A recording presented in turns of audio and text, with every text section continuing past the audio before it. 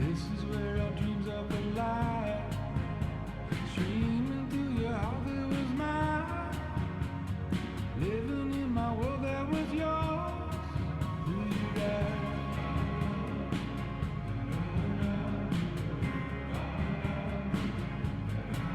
It was you all along.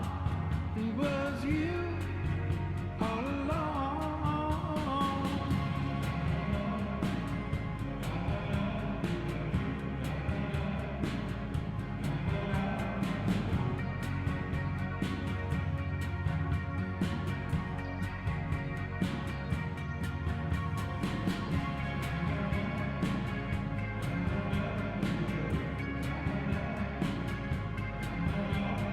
Waiting for a life that was life. Now my own virtue's all alone. Wide awake until you're home. Black on black, the roses gold.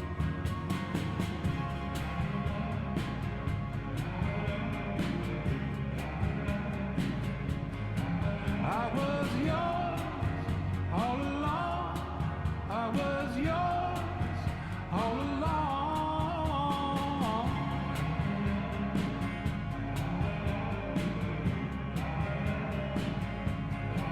I was yours all along. I was yours all along.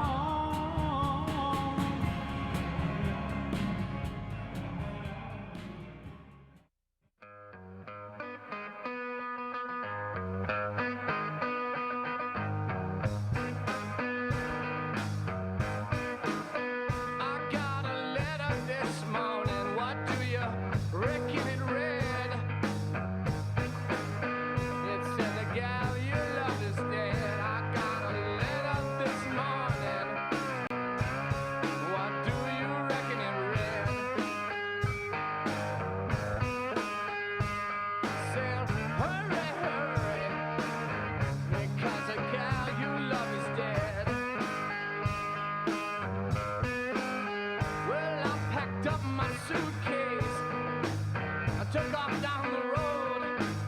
When I got there, she was laying on the cooling board. I packed up my suitcase. I took off down the road. When I got there, she was laying on the cooling board.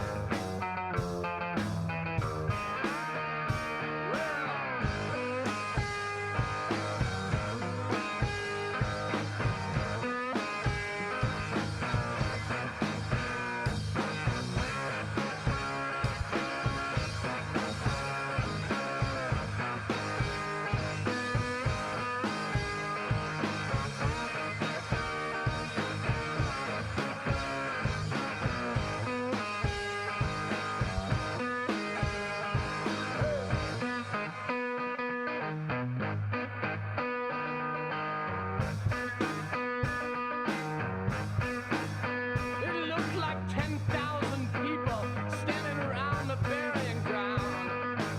I didn't know I loved her till they began to let her down. Looked like 10,000 people standing around the burying ground. Well, I didn't know that I loved her until they began to let her down. You know it's so hard to love someone that don't love you. Won't get satisfaction. Don't care what you do. So hard to love someone that don't love you.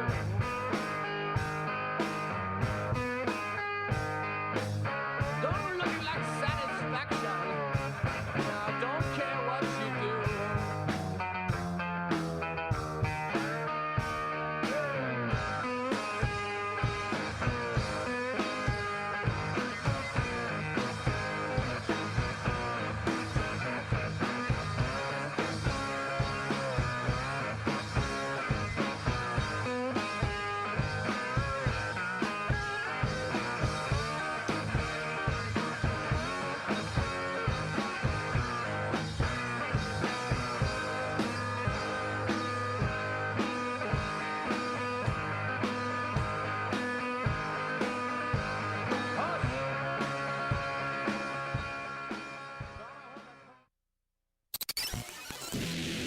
The Majority Report with Sam Seder. The destiny of America is always safer in the hands of the people than in the conference rooms of any elite. Sam Seder. They are unanimous in their hate for me, and I welcome their hatred. We must guard against the acquisition of unwarranted influence, whether sought or unsought, by the military-industrial complex. The Majority Report with Sam Seder.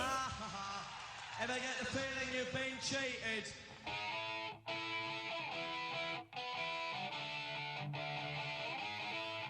It is Wednesday, March 1st, 2017. My name is Sam Seder. This is the four-time award-winning Majority Report. We are broadcasting live steps from the industrially ravaged Gowanus Canal in the heartland of America, downtown Brooklyn, USA. On the program today, Donald Trump gave a sedate speech last night, and the media reverts to form. Meanwhile, new executive order, supposedly for the sake of national security, on a revised immigration ban, due today, is going to be put off so that the Trump administration can bask in the glory of a speech that was delivered. Hold off on the racism for just a second. Well, like but some nice headlines. National security. It's national security. Actually, also the president's mental health is national security. Also on the program today, Donald Trump still clearly has no repeal and replace plan. Republicans meeting the Capitol today to hammer it out. And more reason to delete your Uber app. The EPA unshackles businesses by letting them pollute our water. And Trump speculates the Jews are behind some recent anti-Semitism. Reverse Jews. Just like them. That's what people do. They read the Meanwhile, New Yorker and they weak call Dems beg Trump for sellout cover. And Attorney General Jeff Sessions, feds will no longer monitor troubled police departments. I just feel that trouble is best settled outside of the purview of the federal government. As an example, there was a lot of troubles in our parts of the world in the 1960s. All that and more on today's program. Now, ladies and gentlemen, I don't know at what point yesterday I mentioned it on the show. I don't know if it was in the fun half or the non-fun half. We had anticipated a guest today, a conservative writer who writes about health policy, sort of. And she was pitched to me multiple times by her PR agency to come on the show. I finally said, yeah, let's do this. This could be interesting. And then all of a sudden they ghosted. Now, if we had been talking directly to the writer, then I would say her name, but I'm not going to, because maybe the PR people got fired. Maybe the PR people made a mistake. I mean, it's also more than likely they realized, like, oh, wait a second. This isn't going to be something where you just go on this show and you can just spout and you'll have no questions. You're actually going to have to justify the program that you are promoting. I'm just looking at some of the headlines and some of the stuff. Wait a second. You want to substantiate what we're arguing on your program? Ooh, we're going to have to reassess this whole booking. See if I can get on with Steve Inskeep. All right. Shots fired. Oh, my gosh. I'm sorry. Well He's great. done. He's terrific. Is that your Inskeep impression? No, I'm saying that's what I'm He's terrific. saying. Steve Inskeep. That's my not terribly sincere voice. So, in other words, that's your Steve Inskeep impression? Indeed. Speaking of Steve Inskeep, this morning, the ever entertaining Sebastian Gorka was on Morning Edition, and before we get to Donald Trump's speech last night and some of the points about healthcare that I want to make on this day that they're going to roll out their plan. Well, let's listen to a little bit of Sebastian Gorka. We'll have a little bit in a bit. I should also say that, and I don't know if it was anything that I did, but Sebastian Gorka used to have Sebastian Gorka, PhD, in his Twitter handle. And I had tweeted recently, I think, working on a theory that having PhD in your handle correlates with being full of shit. And there was a couple of actual legitimate professors who tweeted at me and were like, hey, somebody had already taken my name. And but now he's just known as the lovable Dr. G on Twitter. Ew, that's gross. Well, it rolls off the tongue. That's gross. I can't wait. Now, so here he is, Dr. Gorka on, I mean, honestly, like, if you put on the Chiron, and now this is a picture of him from what, C-SPAN? Yeah. If you book this guy and you put on his Chiron, this is obviously from radio, but if you put on his Chiron, Dr. Gorka, I think you really should just put in parens, he asked us to put doctor on there. But here he is, Dr. Gorka, on NPR's Morning Edition with Steve Inskeep, responding to the story that Donald Trump told the Attorney General of Pennsylvania. And we're seeing, we've seen dozens and dozens of calls, I think, to 60 JCCs around the country, maybe 150 bomb threats. We've seen, at least in St. Louis and I think in another cemetery, I think in Philadelphia, I'm not sure, where Jewish cemetery headstones were pushed over. Apparently, Donald Trump implied that sometimes it's reverse. Sometimes people are doing it to make it look like there's anti-Semitism. And here is Dr. Gorka defending that comment. The Pennsylvania Attorney General met with the president, among others, yesterday and heard the president say something different about these synagogue attacks, that sometimes such attacks could be made to make others look bad, as if they were false flag operations, is what they're called. Are the threats on synagogues around the country a false flag operation? Of course not. Otherwise, they wouldn't have been the opening comments of the president's speech. But if you deny the fact that we have found individuals red-handed... Pause it for 1 second. I should tell you that the presence of something in a speech by any politician does not necessarily impact the reality on the ground.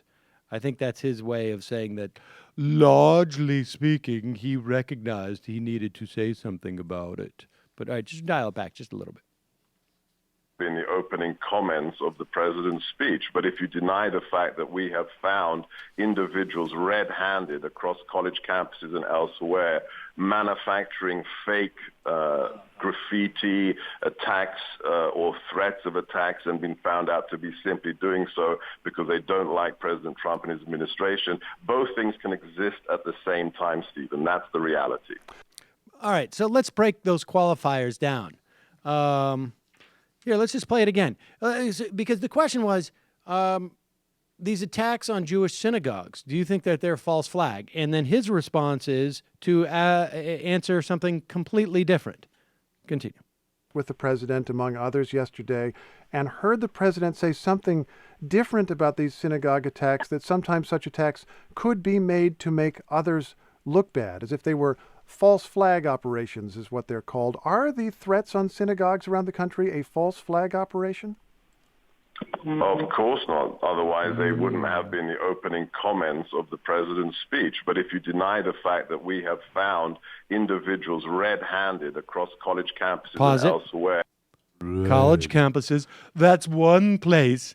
College campuses where there's not the synagogues. Certainly. But yes, we've caught them. Cluster of We've caught them Jews. red-handed. We have part of my special capturing false flag anti-Semitic. I have 3 Squadron parts of my force. job description. Here we go. Wait a ISIS, second. Continue, please.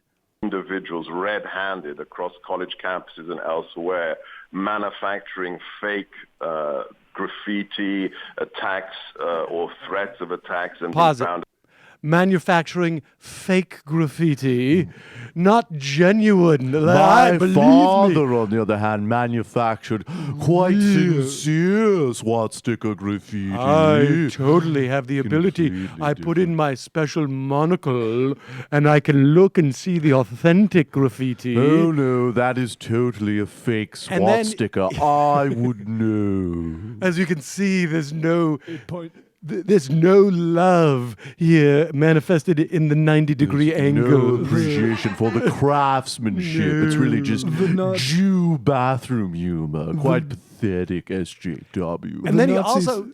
Go ahead. The Nazi swastika points to the right, as anyone would know. Yes, it's quite basic. As a matter of fact, you can see a bubble here in my dissertation. They're also manufacturing, he's saying, they're also manufacturing not just fake swastikas, but manufacturing threats to fake vandalism.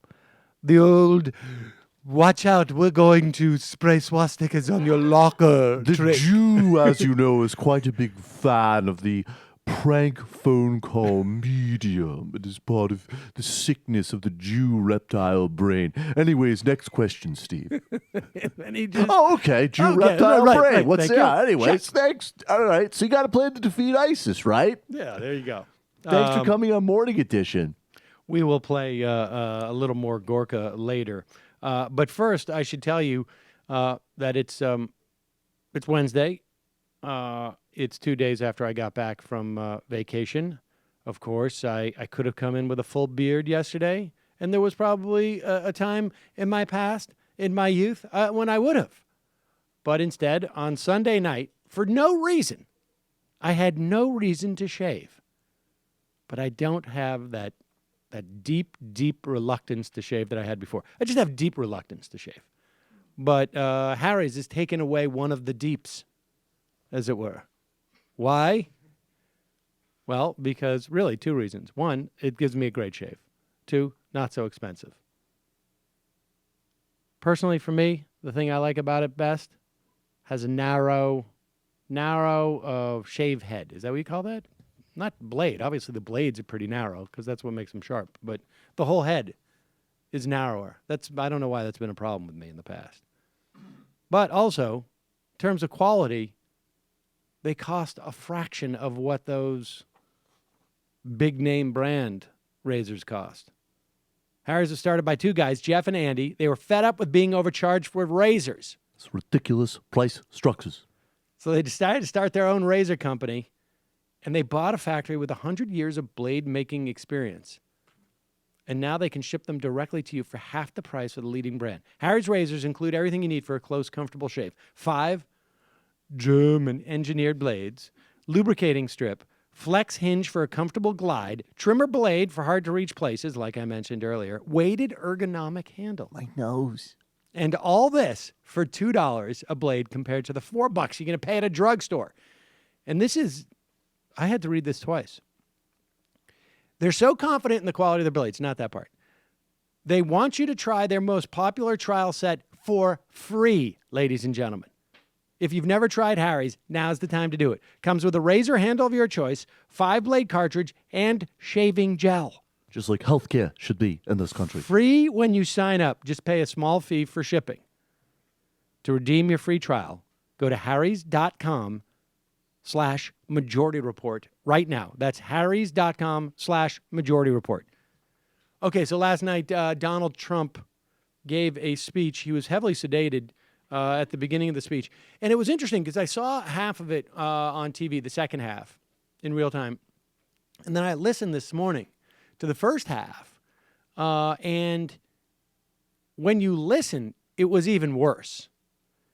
Because you can just he's just reading it and whatnot. But I will concede, he did not spend a significant portion of his first address to a joint assembly of both houses talking about how he really won the election in a big way. And so because of that, apparently, he is being hailed by many in the Beltway press as having delivered a masterful stuff for when you're getting a question about hate crimes or something. Or when you're talking to the CIA. Or when you're talking to the CIA, or when you're meeting with a head of state. Yeah. And so, this guy delivered a speech that was not particularly good. It certainly wasn't, full of specifics. And there was a tremendous amount of lying going on in it. I mean, there's just no... The fact is that the drug problem in this country is not a function of drugs pouring into the border at an unprecedented level. The primary driver of the biggest drug problem we have in this country was the pouring in. And when you talk about pouring into a border, you're talking about drug manufacturers pouring things like OxyContin into states within this country. The drug problem, to a large extent, the one that we have in this country in terms of opioid deaths, was driven by the overprescription and the overselling and the off-label selling of opioids. That's just one that just pops into my head. And then we'll go through some more of these. Here is Trump announcing that he has fulfilled his Drain the Swamp pledge. A reminder that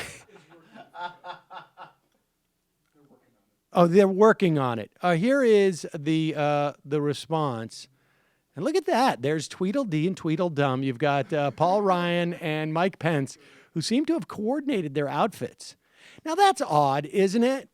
I mean, yeah, you often see politicians wear the same suits and whatnot, but to actually have almost identical uniforms, I'm just trying to think, what does this remind me of? I can't think. It's just, Of course, doesn't mean anything. There's not wearing high They're blue level ties.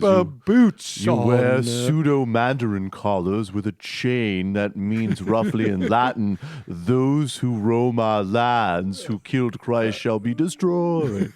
All right, here is Donald Trump promising to drain the swamp, eliciting laughs from everyone in the room. We have begun to drain the swamp of government corruption by imposing a 5-year ban on lobbying by executive branch officials and a lifetime ban. Thank you.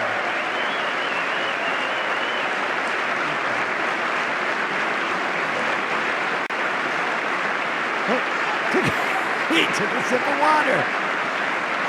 Thank you. Thank you and for a that. I lifetime needed to take ban on becoming lobbyists for a foreign government. That way I've got it all cornered.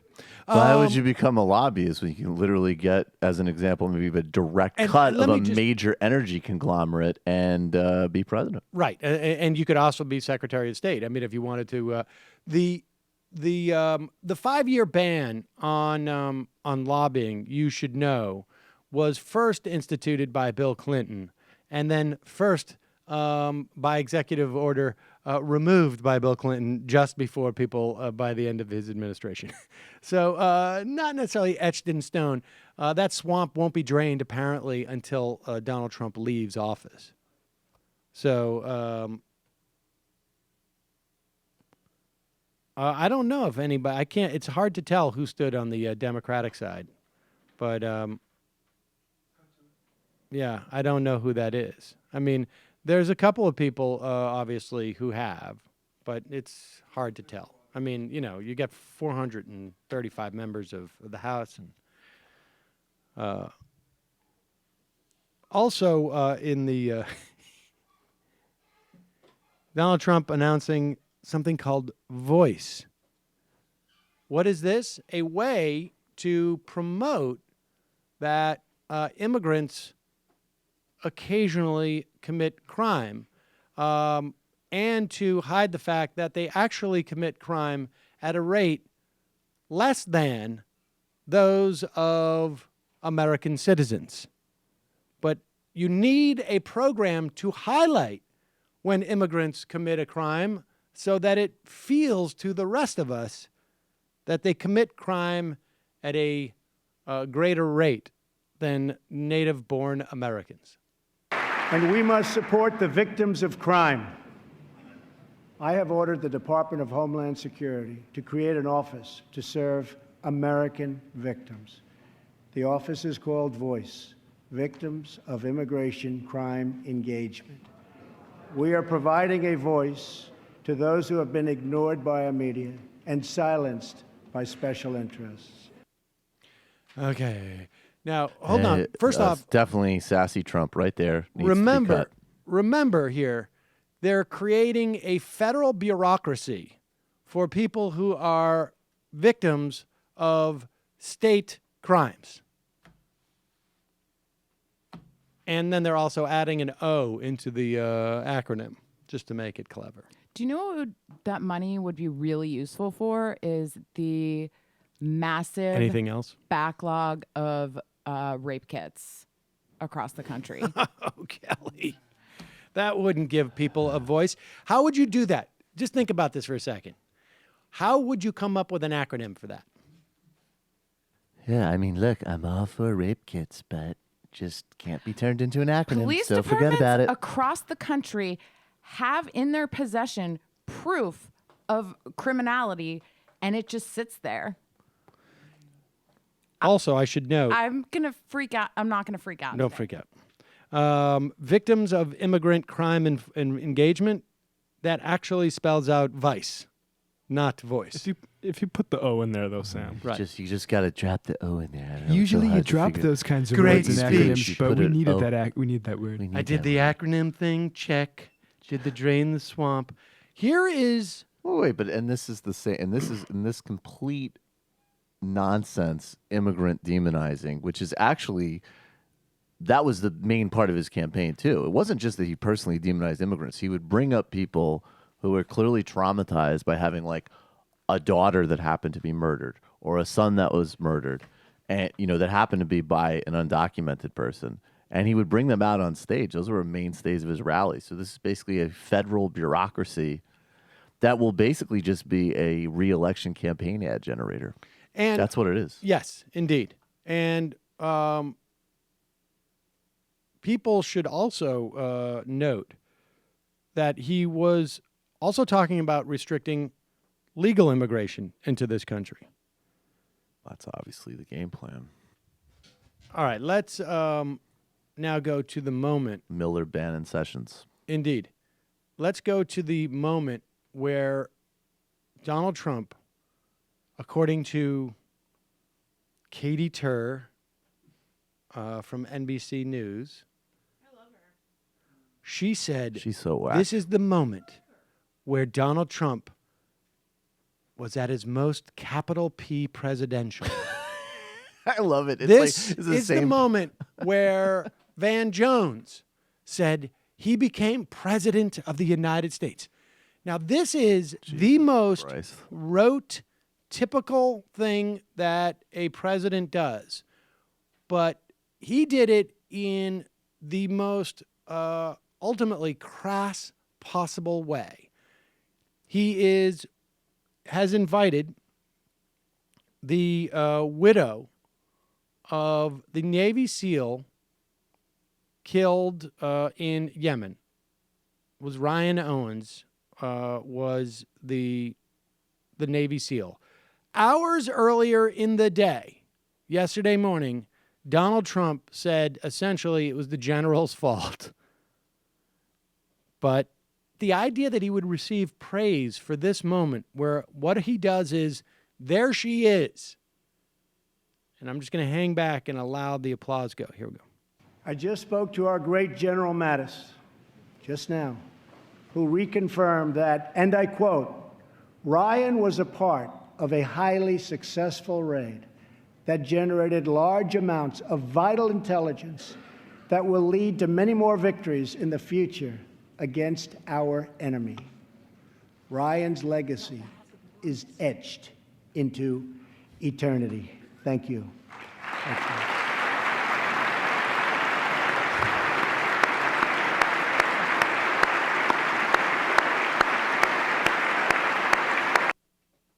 Okay, and then this applause goes, and then what Donald Trump follows it up with is this really incredible, just crass response to the idea that, yeah, of course, you've sent this. Let's go. All right, hold on. Okay.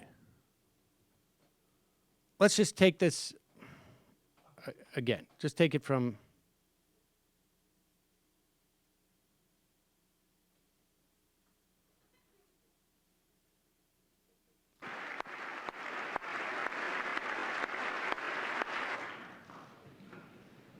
And Ryan is looking down right now. You know that. And he's very happy because I think he just broke a record.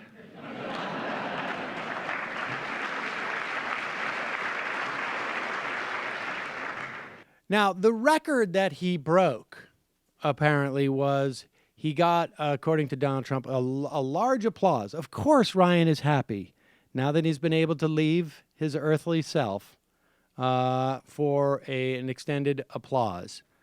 And this moment was hailed as being extremely presidential for some reason. So if I had known that getting killed in Yemen in the process of killing several children and leading to an operation which probably didn't lead to anything, maybe a couple of thumb drives, possibly, missing earthly life, my family, and being dead, if I knew that that would lead to one of the longest applause breaks at a joint session of Congress, worth it. Let me just read from NBC News. Despite the fact of what Donald Trump claims General Mattis said, last month's deadly commando raid in Yemen, which cost the lives of a U.S. Navy SEAL and a number of children, has so far yielded no significant intelligence, U.S. officials told NBC News. Although Pentagon officials have said the raid produced actionable intelligence, senior officials who spoke to NBC News said they were unaware of any. Even as the father of the dead SEAL questioned the premise of the raid in an interview with the Miami Herald. A senior congressional official briefed on the matter said the Trump administration is yet to explain what prompted the rare use of American ground troops in Yemen, but said he was not aware of any new threat from al-Qaeda in the Arabian Peninsula, the al-Qaeda affiliate that was targeted.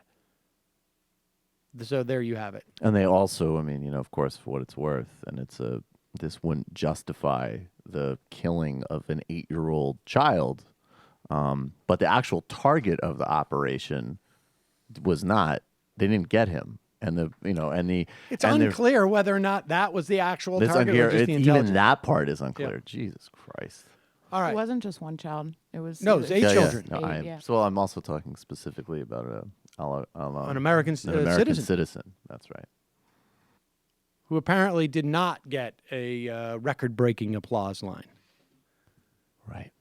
However, on CNN, where the rush to normalize this president and to revert to being able to judge politics specifically and exclusively on the basis of demeanor. And to be fair, this was also part of the problem with the strategy of the Clinton campaign and to a certain extent with Democrats now, which is to criticize Donald Trump because he's a buffoon, because he says things like, I can grab pussies, or because he goes in front of inappropriate places and talks about how he won the election and tells outright fabrications about things that are obvious as opposed to things that, you know, if you're a journalist, you would know. You know, like he can get up there and say, I'm 8 feet tall.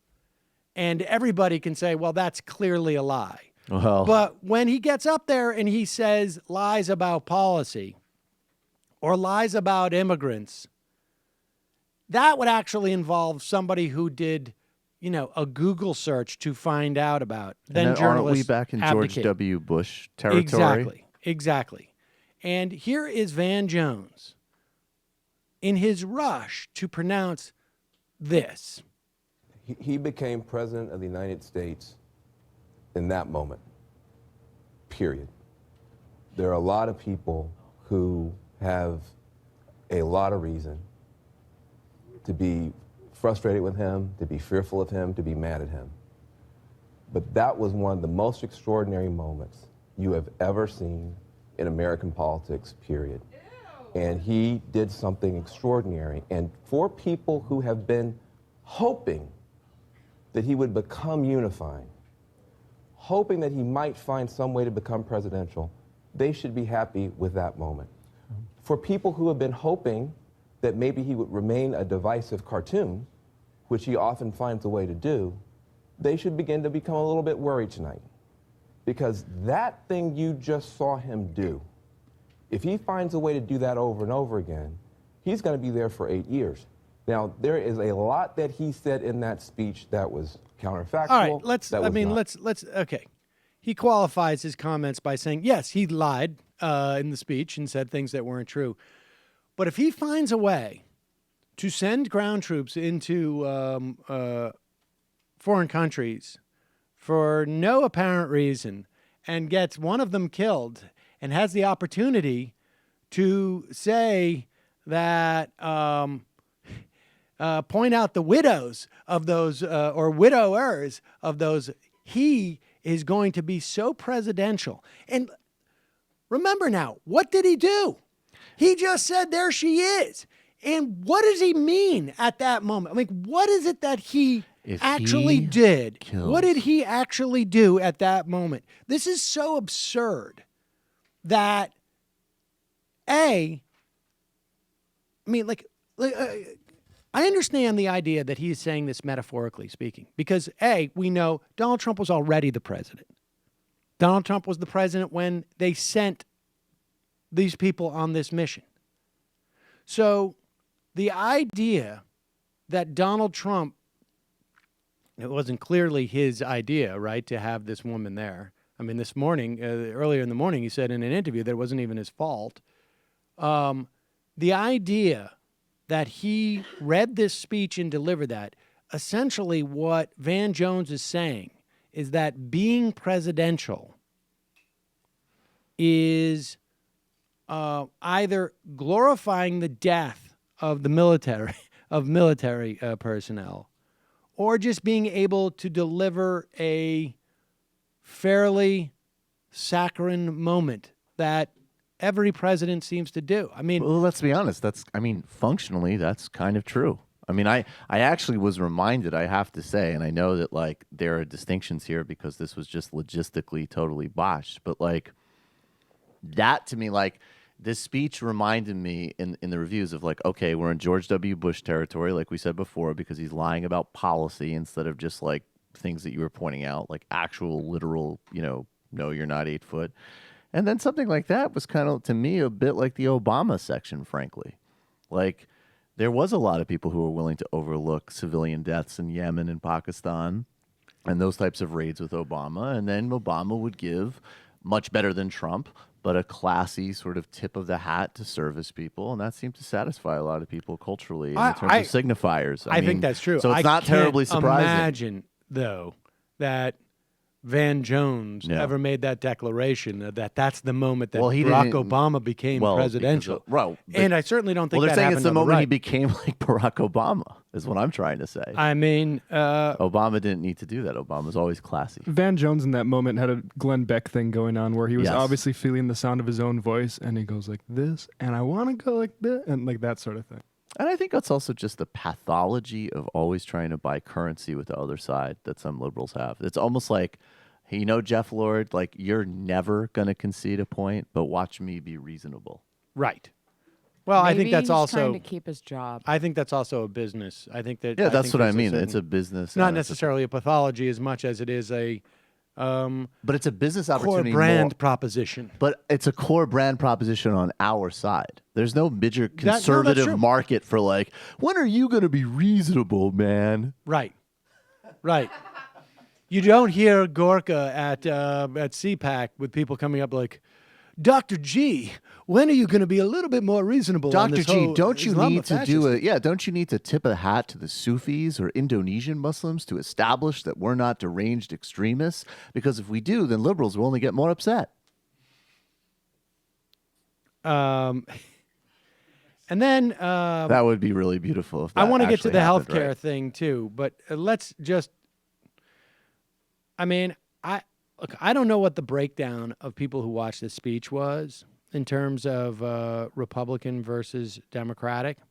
We don't know. This is the future of the Democratic Party right here. We don't know the ratings yet on this, and we know that something like 2/3 of the people felt that the speech was good and favorable for Donald Trump. Not terribly surprising. Like I say, you know, people don't listen to, people don't generally dig deep into the difference between the actual policies and the reality on the ground. And we don't know the makeup of the people listening to the Trump speech. I would imagine that there's a significant number of Trump supporters who are able to sit through an hour-long speech and don't have it as their job to do. But the Democrats had, and it's unclear why they decided this was the route to go, but the Democrats chose Steve Beshear, a former governor of Kentucky, out of politics now, well known for establishing a very successful Obamacare exchange that Kentuckians probably weren't fully aware was Obamacare. It was called Kentucky Connect.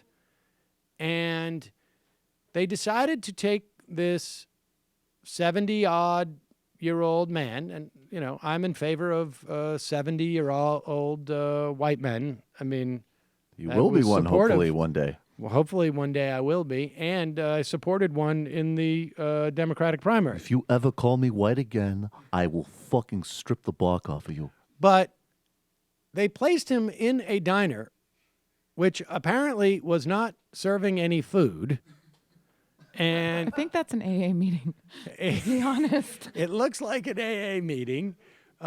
Everybody's there with like completely cleared tables, although they left the ketchup and which in my restaurant experience, they take those things off the tables because you're washing them and you're going to stack the chairs so you can wash the floors. So who knows how they decided to set this up. But everybody's just sort of sitting there like wax figurines, watching this guy who just happens to be talking to the camera. Now, maybe this is why they got a former governor as opposed to a sitting one, because no one wanted to be put in this position. And I guess the idea is this is a guy who will probably appeal to the Trump voters who are watching, was the theory, I guess. But again, a missed opportunity to present any type of democratic vision. In fact, he said he's a very proud Republican in the beginning, which I think was a mistake, but I don't know. I'm a proud Democrat, but first and foremost, I'm a proud Republican and Democrat and mostly American. And like many of you, I am worried about the future of this nation. What are you talking about? I mean, was it George Bush Sr. that said, "I'm not good at the vision thing"? Is that where that quote comes from? Yeah. Yeah. Democrats. Well, I mean, I think this was a miscalculation. And again, the miscalculation was we're going to put up a guy who Trump would be if he wasn't a little bit off in the head, if he knew what he was talking about, and was a little bit more soft-spoken. And it turned out that Trump was reading a speech and was a little more soft-spoken. So this just turned out to be just a slightly older, calmer version of... And what Bashir's referencing there is, I think one of his friends, Thomas Jefferson, when he gave his inaugural address, said that we are all Federalists, we are all Republicans. I'm going to come out there and I'm going to whack them with the old obscure Jefferson reference that only young fellas who listen to books on tape at high speeds will understand. Meanwhile, nobody behind him seemed to have any type of reaction. They're all, this is great. Anyways, it's like, dude, you're supposed to say how you started having a problem with drinking. Not going a random Obamacare discourse. My name is Steve Bashir, and I'm an alcoholic. Steve. I honestly think that Kentucky Connect would still be in operation today had I had not allowed it to spin out of control with my dependency on alcohol. Let's backpedal on the libel. We're doing a bit. We're doing a bit, Governor and Bashir. There it is. Done. A bit is comedy, because even though I am an analyst and a comedian, I'm first and foremost an American. That's right. And an alcoholic. We are all comedians. We're all comedians. Hit rock there. bottom. Okay. All right, let's talk about this because, we're running late. I really want to have a debate with somebody about healthcare, so I don't want to burn it right now. Hi, this is Steve. I can't. Phone connect's pretty bad, but if you let people buy insurance across state lines, well, we would all actually, be living in the Jetsons. Somebody, communist. you know what? Somebody had a question. Let me just address that then. Somebody had a question on Twitter about the question of selling across state lines, and there were 4 points here. Let's listen to the guiding principles, the 5 principles that Donald Trump lays out here. And I will just go through these briefly. And why this is going to be a disaster and can't happen. Or if you got to parse, remember, Bernie Sanders told us what access means. You all have access to buying Donald Trump's homes. All you need are millions of dollars or the ability, to be fair, to go to a bank and borrow millions of dollars. We have access. Here is Donald Trump talking about what he is promising when it comes to the Republican health care repeal and replace plan. Here are the principles that should guide Congress as we move to create a better health care system for all Americans. First, we should ensure that Americans with pre-existing conditions have access to coverage and that we have a stable transition for Americans currently enrolled in the health care exchanges. All right, pause it. So access to coverage. In other words, prior to Obamacare, if you had a pre-existing condition, you could be denied coverage and there could be no place for you to get it. Now, in 35 states as of 2011, 2008, 34 states, I think it was, there were high-risk pools which served state high-risk pools, 200,000 people. You've heard these numbers. I've told you before. There are, it is estimated that the number of people with pre-existing conditions in this country that would be, is somewhere between 20 and 30 million people. Okay? So they're basing their pre-existing condition on a system that could only sustain 200,000 people because the premiums were so high. So you have access. You just may not be able to afford it. Next up.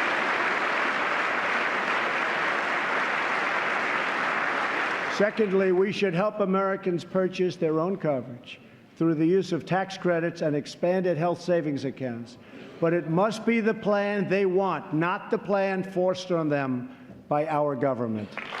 Okay, pause it there. So now what they're saying is health savings accounts, which are really helpful if you're rich, because you get a tax-free way of saving money, and you can use it as you want.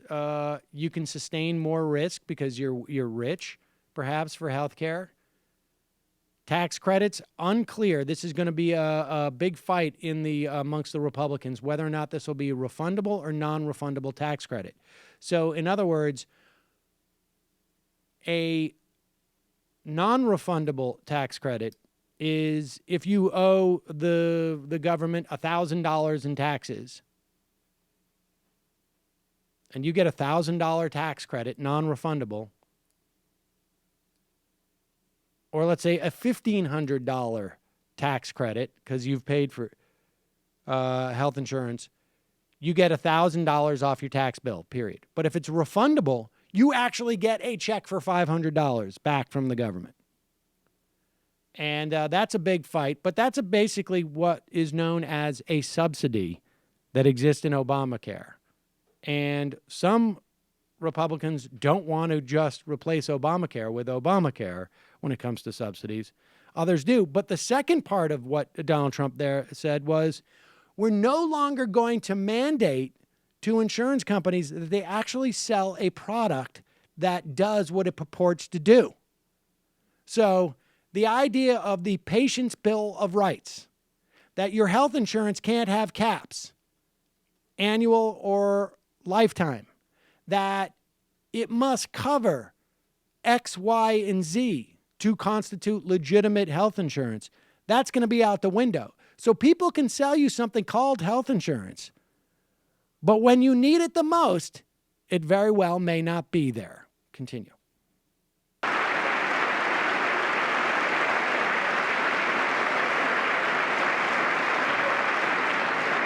Thirdly, we should give our state governors the resources and flexibility they need with Medicaid to make sure no one is left out. All right, pause this.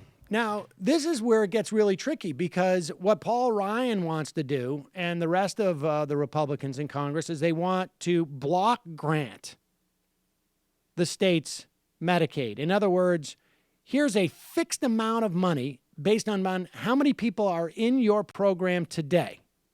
And this is a fixed amount of money.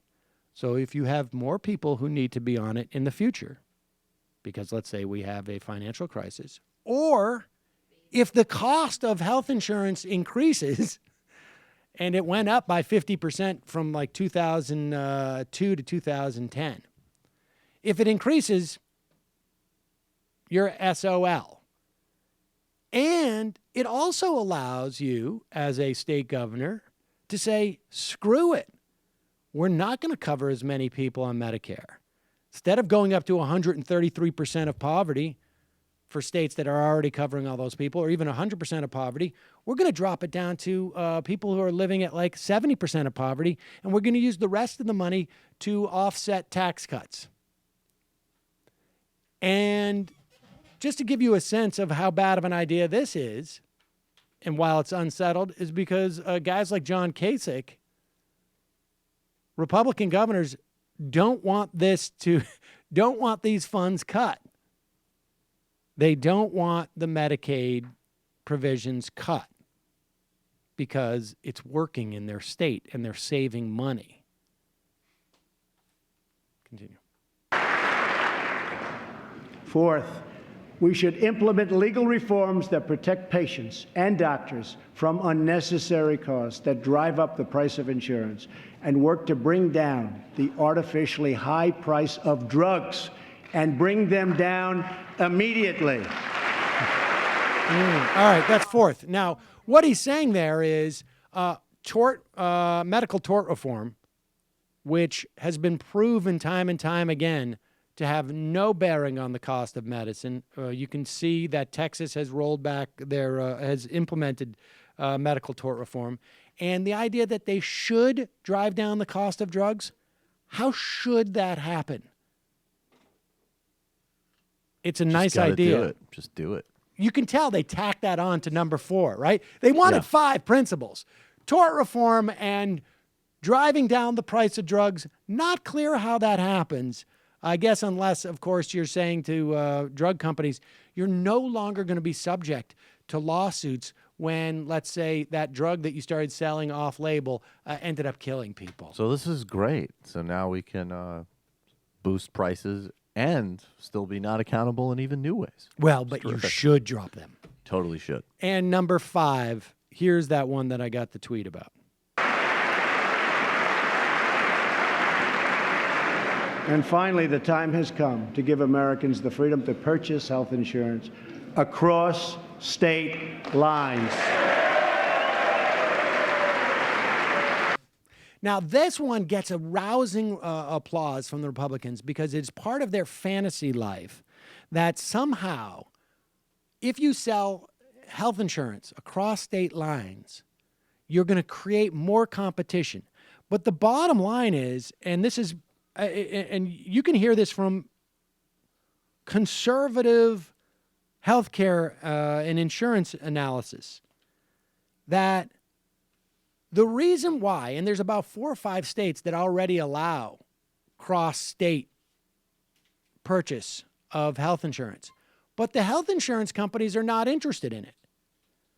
Remember, I've told you there's 2 types of insurance in this country. There's the employer insurance, which in fact does not involve the insurance company in doing anything other than administering the health insurance. The employer pays for it. Premiums pay for it. They don't have any money that they're risking.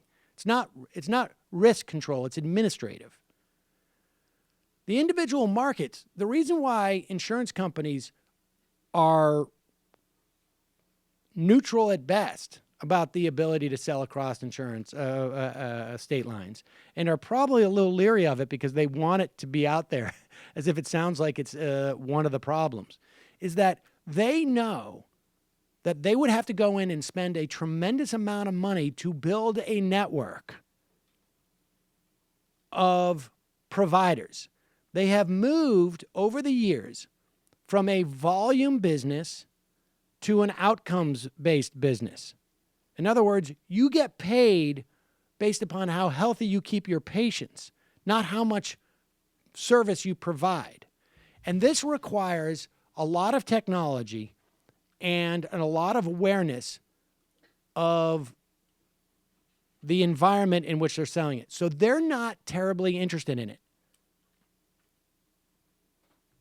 But it is this myth. And the only problem from a liberal perspective on why this would be a problem is that because the Republicans, I think it was in principle number 3, are going to get rid of the patient bill of rights, saying that insurance has to be actual health insurance that helps you, is that if you have every state deciding their own, insurance companies are all going to try and base themselves in the state that basically says you can sell a car without an engine and call it a car. But if you were to have the controls of a patient bill of rights across the states, allowing for this cross-state insurance business, it would be fine and nothing would change because the insurance companies themselves, it's not regulatory that's keeping them from doing this. It's their own business models. So, what's that? It's not up? There you go. I could see Trump personally jumping into the insurance game. I will. I'll sell it. As soon as the standards get lowered enough, it's the new, it's the Trump University of Healthcare. There you go. Trump University Insurance. Trump Care. The look on Paul Ryan's face during that whole thing just tells you that. I mean, anytime he looks like that, you're just gonna, you're gonna die. I'm orgasmic. exactly. There are children that are gonna starve. It's almost like the Obama speeches when he would really start to sail, where he just got more people have health care. And There's Joe more Biden would opportunity. just be like, giddy. Yeah, but it's like Ryan's just like more children are gonna suffer, and more minors are gonna have black lung disease, and more rivers are gonna be polluted, and the Koch brothers are gonna have even more couch change in the millions.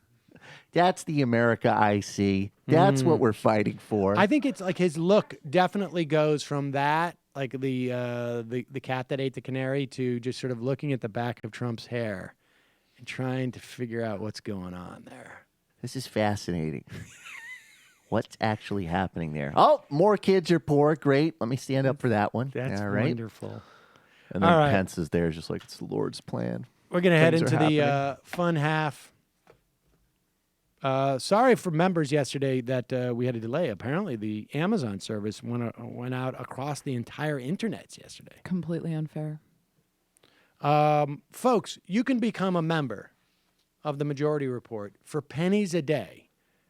And as our way of saying thank you for supporting the free show, we give you an extra hour and a half of content, maybe sometimes more, commercial-free every day. Maybe like 6 days, 10 days out of the year, we don't do that. Somewhere between 5 and 10. So become a member today. Go to jointhemajorityreport.com. Jointhemajorityreport.com. And don't forget, on Saturday, April 8th, we have the our live show at, the Bell House. The Bell House in Brooklyn. I can never remember. I have some type of Bell block. House. Matt Taibbi, Janine Garofalo will be joining us. Oh, boy. It will be fun. It's going to be big. It's going to be so big. And we're just about, I don't know if we're sold out, but what's his face? God, I can't remember now who I'm even talking about. now. He showed me pictures on Twitter. I retweeted it. H. John Benjamin? No. I have no idea what you're saying. One of our IMers. I can't. Ronald Reagan? No. Lefty Uno. No. God darn it, from Connecticut. You don't know anything. I can't remember anything. don't If it doesn't have to do with, if it doesn't have to do with buying state insurance high-risk across pools. state lines, I know. My daughter's name. Hello. I was telling you yesterday how during your kids' bat mitzvahs, you really need to just have your phone like gone. What? So I'm because not it would be tweeting such out? a perfect time to troll you on Twitter. Mm. You like hold on Well, I'm not one gonna second. announce, I'm at my daughter's bat mitzvah during the thing. Good. You should keep that close to the vest. All right, folks. 646-257-3920. 646-257-3920 is the number. See you in the fun half.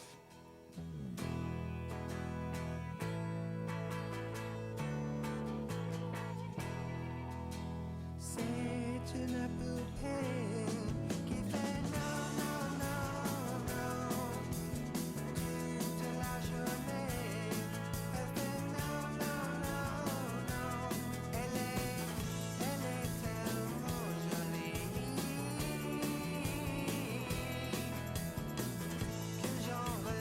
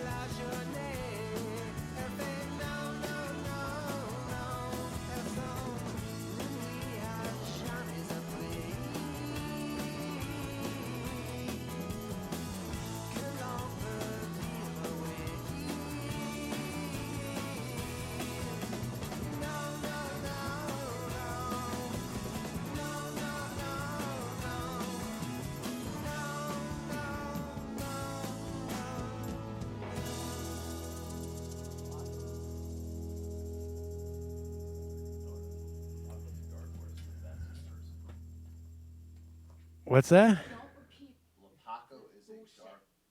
Oh, okay. I got you. Let me just go through. We should play this Uber thing, but let's just do a little bit more Gorka, shall we? Uber is a great name of a company. I'm reading about this guy McMaster, and at the very least, he seems to have a rational perspective. My only impression of counterterrorism. My only impression of McMaster is he really does not seem to fit into this administration, which is very becoming. I've also read, and I don't know if it's the case, because he is actually active duty, that he had to take the position. That's interesting. Yeah, you can't refuse a request from your commanding officer. I mean, that's basically, if that's interesting. I don't know if that's that was speculation or what, but the guy quits. He's like, forget my pension. I'm going to Burning Man. No way. Bye-bye. So here is Steve Inskeep asking Dr. G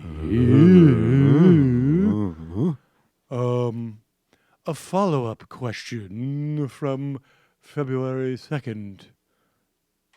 It's really hot on the trail as to the question as to whether or not the President of the United States considers Islam a religion.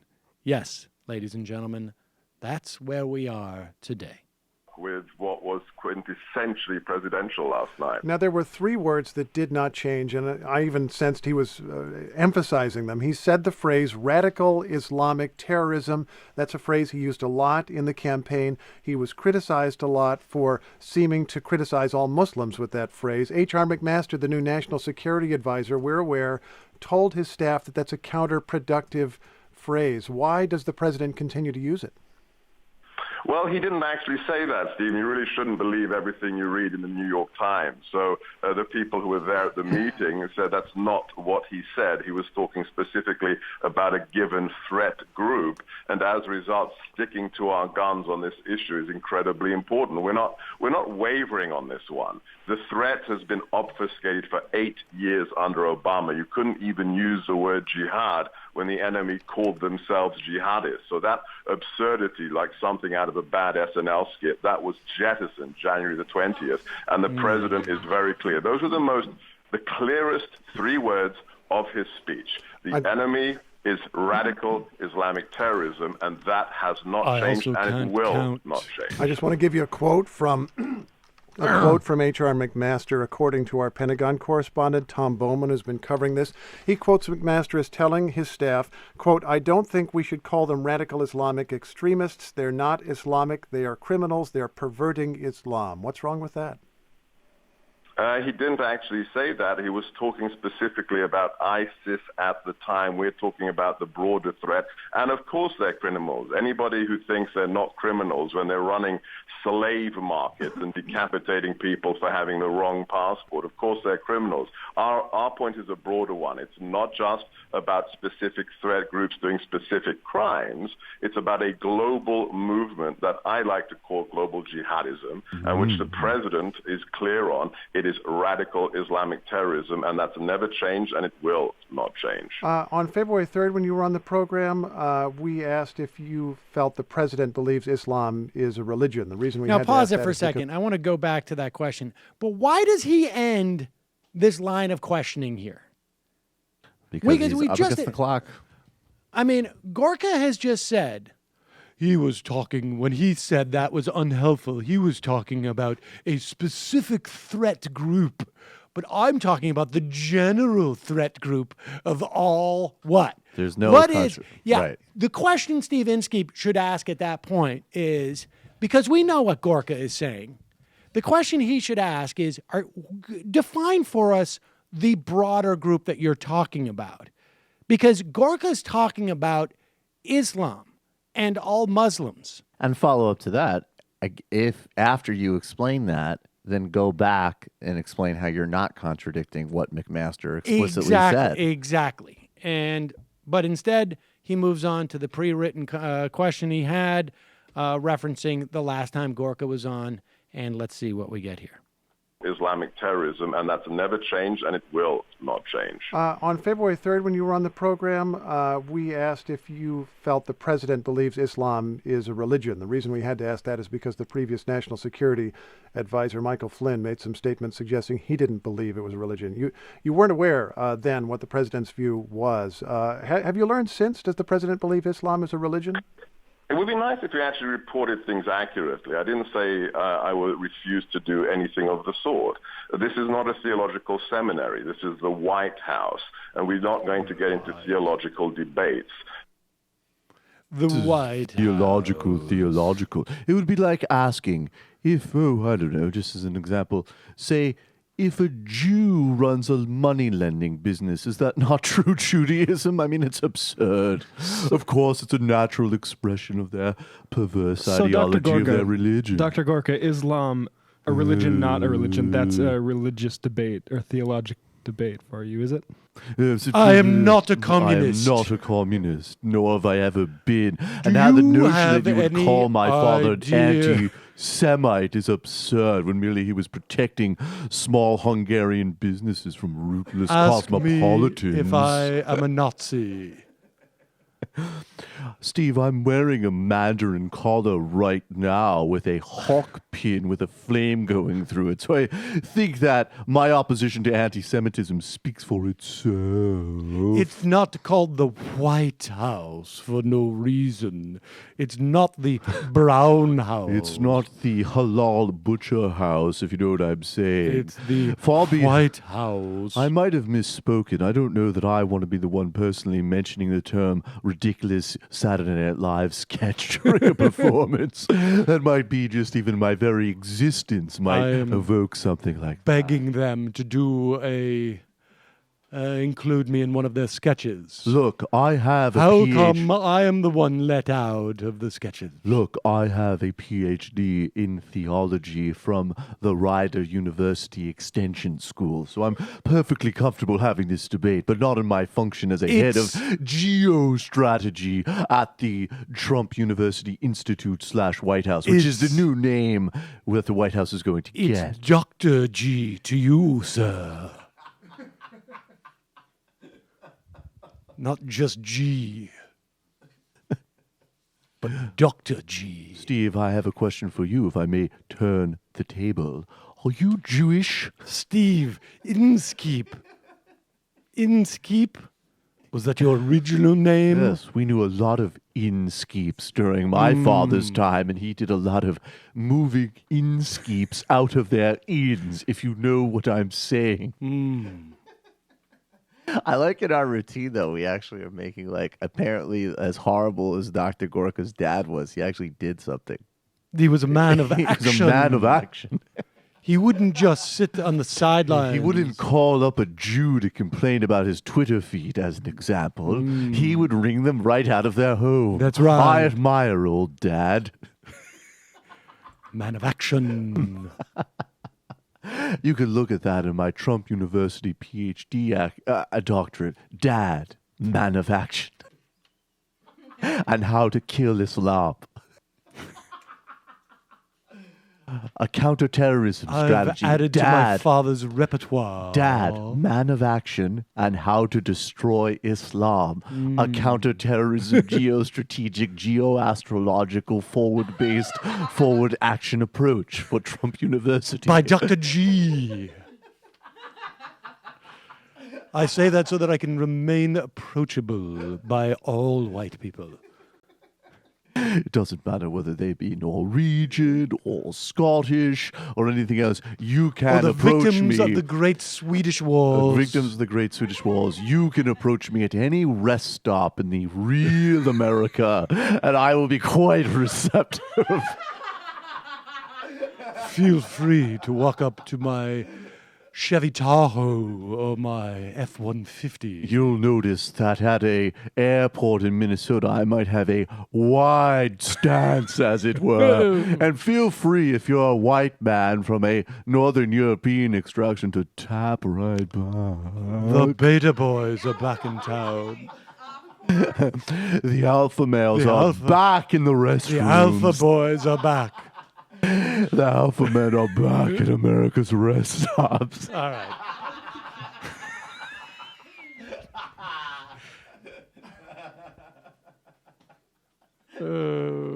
Why do you insist on excoriating me on the Majority Report? Call us, please. Please. You're calling from a 323 area code. Dr. G?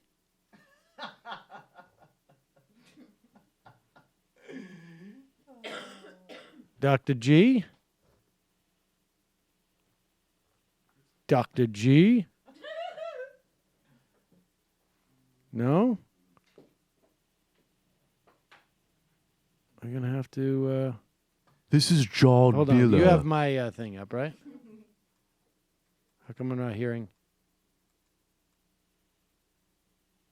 I'm not hearing my volume on my thing. What's going on?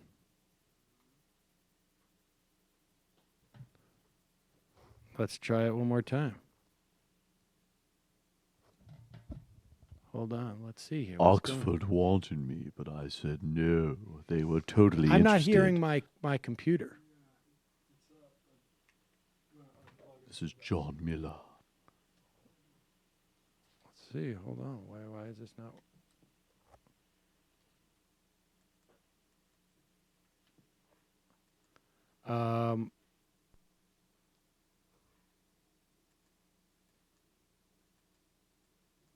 That's weird.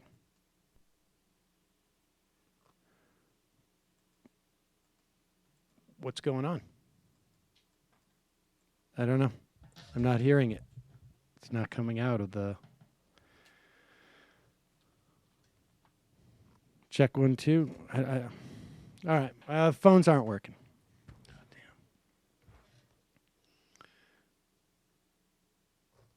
Let's try one more. Sorry, folks.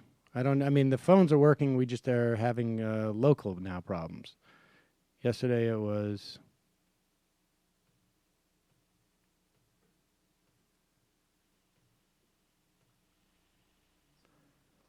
Calling from a 509 area code. Who's this? There we go. Hello. Ronald Reagan. What is happening? Hello. Hello. Hello, I should say. Dear sir, I was just enjoying your show at the local Olive Garden. Sam. Yes. This is Ronald Reagan. Hello, Ronald Reagan. I wanted to talk a little bit about Trump's speech last night and how terrible it was. Right. But he said the 3 words. What? He said the 3 words. Mm-hmm. I don't get that. Radical Islamic terrorism. He said them. Beta cock, beta cock, right. beta cock, beta cock, SJW, beta cock. Okay. Guys, yeah, please. it is important. It's super important to say those words, actually. That was his secret plan all along to defeat ISIS, I think. Well, I mean, they're melting away. But it's working. So the thing that is concerning, I mean, obviously the press seems to think he did a really good job, but the victims of immigrant crimes commission or agency is like a literal Nazi thing. And the other things that he said about immigration, he said that, immigrants are a drain on our resources, and that we need to have a merits-based immigration system. But we've had merit-based immigration since 1882. So in other words, an immigrant who is a public charge or who could be found to be a public charge is inadmissible. You don't get in. And if you are a public charge, you have to have a sponsor, somebody in the United States who signs a contract with the federal government saying, I'm going to take care of this person if they come under if they need means-tested benefits. And undocumented immigrants don't qualify for benefits. So it's really troubling that he could get up there and be so disgusting and still be praised and lauded as having, turned a corner. Well, that also that's what I was saying earlier, is that he's being praised for not lying about, let's say, something that is quite obvious, like I'm 35. But when he lies about something like that, the idea that we allow immigrants and put them in and put them right on the dole, which I think most journalists should either know, or if they speak about his speech, should just bother to look up or just ask somebody, like on the set, like, hey, guys, is that true? Do we really bring people in just to put them on welfare? That seems silly. You would imagine that somebody would have said, well, he did lie about this, and that. Maybe they could just divide it up. They got 8 people on that panel on CNN. Maybe everybody just takes one lie. A huge part of my practice too is helping people who, undocumented folks who've been victims of crimes perpetrated by U.S. citizens. And just yesterday morning, I had a lady in my office who had limited use of her right arm because her former U.S. citizen spouse had beaten her so badly. And so, the focus on a certain sliver of crimes and the insinuation that the crimes were perpetrated because of the person's status or ethnicity is really, really deeply, deeply troubling. And it feels like the press has Stockholm syndrome with him. I mean, the fact that he can be so cruel to them and undermine their integrity and everything that they're doing, and all he has to do is literally read a speech that somebody else wrote for him in order to get them back in his good graces is sad. There is such an inclination by the press to normalize him. I mean, I think then we're seeing it, and this is the thing that we really don't have a sense of how this is all going to happen in terms of the broad-based sort of, I guess, sense that he should be resisted. But appreciate the call. Alrighty. Bye. Take care. Sorry you weren't Dr. G. We had to have attorney. Shall you and Michael come to the White House? We'll sit down, we'll have a meeting, and you can explain why you insist on excoriating my work. Shall I pencil you in for 3 weeks? Those are our Jew visiting hours. The two of you can come in and explain why you insist on demeaning my academic. You're not a doctor. Calling from a 515 area code. Who's this? Hey, this is Sanjeeva from Ames, Iowa. Darn it. All right. Well, it's not Gorka. Hello? It's not Gorka. Yes, Sanjeeva, welcome to the program. Yeah. Well, anyway, the Gorka scared me at 5:30 in the morning when I was going to my gym class. When I was driving, I heard Steve Inskeep's interview. That was kind of scary. His voice is scary, but that's besides the point. Well, that's besides the point. I was just going to say there were 3 special elections in Connecticut, and one of the districts, which is heavily Republican, I don't think they've voted for a Democrat in a century, had an 11-point swing towards the Democrats. In 2014, the Republican incumbent won by 30-something points. This year, they won only by 11 points in a special election. So it might be good. Well, I mean, there's a chance the Democrats could take back the House or the Senate. But, we're still 2 years out. A lot can happen. I mean, last night we had the ostensible liberal pundits on CNN announce that the president has arrived. So one never knows. Appreciate the call. Van Jones, I'm not entirely sure he's a complete person because he is black, but I just would like to say thank you very much. It was a very presidential moment. Honestly, you heard a lot about there was a lot of Donald Trump has pivoted. We heard this on the night he won the election. We heard this over and over again. I'll tell you where the pivot was. The pivot was in CNN, where I imagine at one point when they got complaints from the White House and when they got complaints from Jeff Buick's C-suite office saying, hey, we've got a major deal happening that we need approved.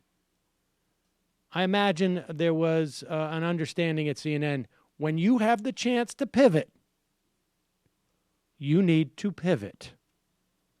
And it's CNN, I think, that pivoted last night, far more than the president did. Calling from a 732 area code, Dr. G. Hi, this is Bilal from Jersey City. Okay. I was a little perplexed by Van Jones last night. A couple people commented on that. But I feel like this is something that I've been seeing myself for even through the Bush years. One of the greatest criticism of Bush was that he can't form sentences, and from common everyday liberals. And I always felt that was a problem because we were not really talking about policy, and a lot of people made fun of Bush for that. And then when Obama came about, people talked about how great of an orator he was. And again, they seldom, we did have conversation about policy, but a lot of people were just hung up on his ability to speak. And now that's just transpired, and now we have Trump, and it's so easy to seem presidential.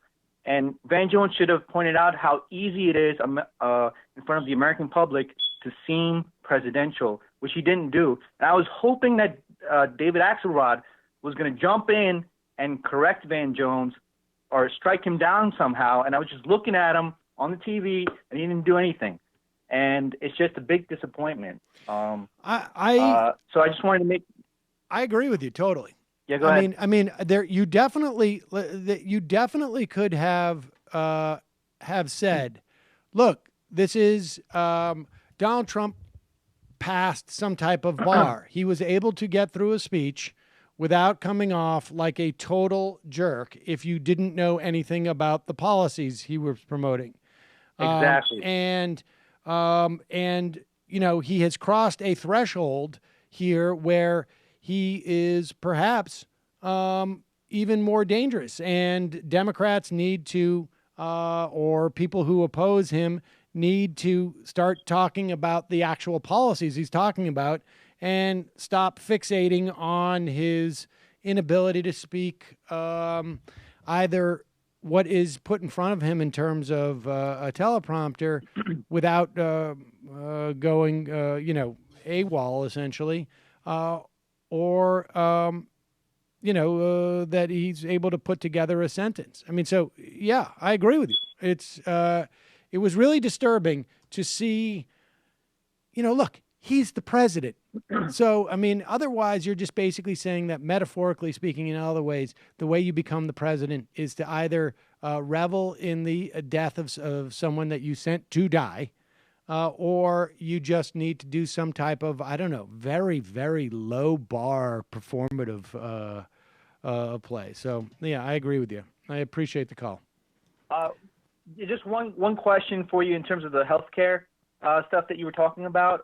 Very important about the state lines that you were discussing, that, what Donald Trump says that he'll be able to sell or healthcare companies will be able to sell across state lines. And you said that right now they're not doing that because of, is there a regulation that they're not doing that, or they're not doing that because they didn't want to do that? How does that work? I don't know.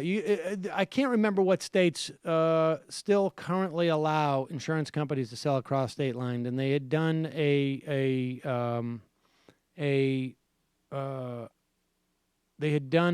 test with it, I think in Georgia at one point. There are regulatory issues with selling across state lines right now, but the bigger bar ultimately is their business model and financial ones. So right now, different states create different. But it's not the ACA. It's not the ACA. not No, due to this the ACA. pre-existed. This was pre-existing. Because different states have different regulatory schemes for their insurance companies. So you have state insurance regulators who say, if you're going to sell insurance here, it has to include X, Y, or Z, or you need to, this is the amount of money that needs to be spent in certain sectors or whatnot. Each state has their own regulatory system. So, which is also part of the reason why insurance companies are not that interested either, because there's no baseline. So what is the reason why Republicans are pushing for this? I mean, I'm assuming that some lobbyist somewhere is pushing them, or there's some. I think it just out there. I don't think there's a strong lobbyist push. It just sounds like it is free market.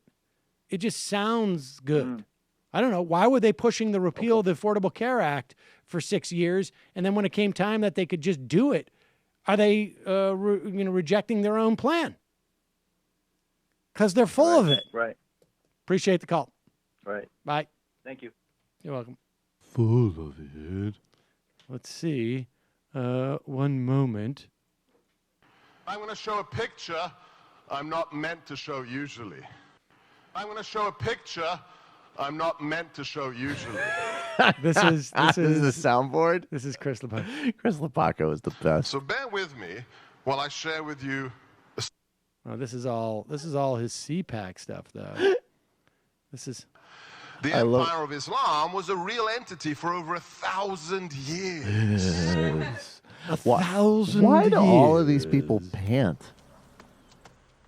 He's got the same pants is as that me? Trump. Oh, there's ads on that page. And now, if you'll excuse me, here's an ad for a lawnmower. I drop it in the middle of my terror presentation. Oh, you know what? I was getting some problem. I don't have all my. That's what's going on. All right, bear with me, folks. Sorry, the IM from the phone was not working. All right, let's play this audio.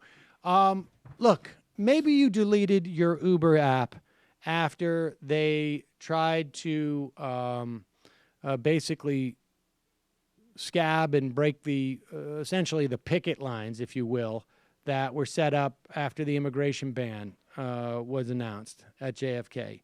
Maybe you deleted their app after you heard reports of the sexism. Maybe you never used the app or didn't have it because you didn't appreciate the way they treat their drivers because you've spoken to drivers in their car. If you still have your Uber app, if you still needed just one more reason to delete it, well, it has come in the form of a video that apparently was released. I guess the driver must have had it in his car, his dash cam, that he had gone the other way. So it's interesting. The Uber driver picked up the CEO of Uber, a guy named Travis Kalanick. And the driver recognizes Kalanick. So at the end of the ride, as Kalanick's leaving with his, I don't know, date, say, or whatever, the driver turns to him and goes, hey, I don't know if you remember me, but I'm one of the original drivers. And this must be in San Francisco, right? So I believe so. And here is how it eventually the driver starts saying, like, dude, you've made it a lot harder for me to make money. And, apparently this driver, what happens with Uber, and I don't know if this happens with other services, I imagine it does. There are people who go out, particularly in New York and San Francisco, maybe some other big cities. They will buy a fleet of cars. Maybe they'll buy 1 or 2 or 3 or 4 or 10 more, and then they'll hire drivers. And some drivers, particularly early ones, ended up doing that themselves. They bought a couple of cars to put other drivers in it so they could make more money. And I get the sense that this guy did that, and when the rates were changed, he lost some money. But here it is. Thank you. Good to see you, man. Thank you. Good to see you too. I don't know if you remember me, but it's fine. The new people, the old people, 2010. Yeah. Super legit. Yeah, super legit, but we got 15 rounds. So we are reducing the number of black cars on the system over the next 6 months. Yeah, it's good. I mean, you probably saw some of the emails. I saw the email starts in May. It's all about the rating. But you're raising the standards and you're dropping the prices. We're not dropping the price on black. But in general, the whole price. Yeah, we have to. We have competitors. Otherwise, we go out of business. Competitors, man. You had the business model in your hands. You could have the prices you want, but you choose to buy everybody a ride. No. You're misunderstanding. We started high end. We didn't go low end because we wanted to. We went low end because we had to, because we had to.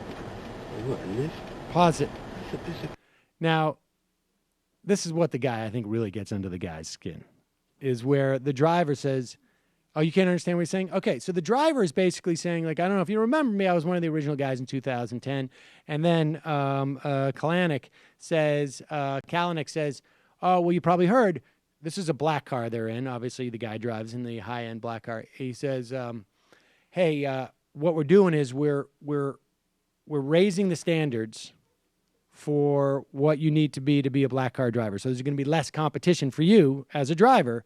There's going to be fewer black cars. And the guy says, yeah, you're raising the standards, but you're also lowering the rates. And Kalanick's like, no, I'm not lowering the rates. And he goes, well, I mean, across the board you are. And he says, well, I had to do that because I got competitors. And the driver says, hey, man, you had the business model right in your hand. You could have kept it up there and just kept it going this way. And, of course, they're both right. Like, he probably could have made the money as a high-end car driving service, but he wants to do volume. And the reason why the CEO of Uber wants to do volume is because it doesn't cost him anything. He can lower the margin because he's not the one taking the hit. It's the drivers who are taking the hit. And even if he, as the CEO, takes a hit on each ride, it doesn't cost him anything to multiply the number of rides out there by 2. It costs the drivers a lot more. But for him, maybe now I'm only making $4 a ride, whereas before I was making $5 a ride, but I'm doing 3 times the number of rides.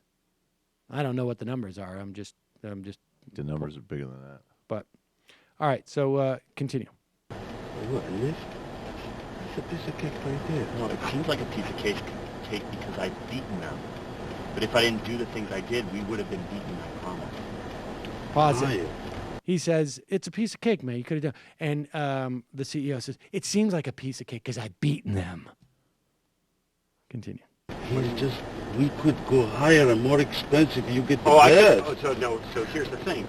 We could do Lux in San Francisco, so I have guys working on Lux, which will be 50 to 75% more expensive than But black. people are not trusting you anymore. Do you think people will buy cars anymore? Unless they buy them through the invoice. Otherwise, nobody want to buy a car. I lost $97,000 because of you. I bankrupt because of you. Look. Yes. You know what? You keep changing every day. What have You keep changing Hold on a every second. day. What have I changed about black? Huh? What You have I changed changed? the whole business. What? You dropped the prices. On black? Yes, you did. Bullshit. We started with $20. Bullshit. We started with $20. You know what? How much is the mile now? $2.75? You know what? What?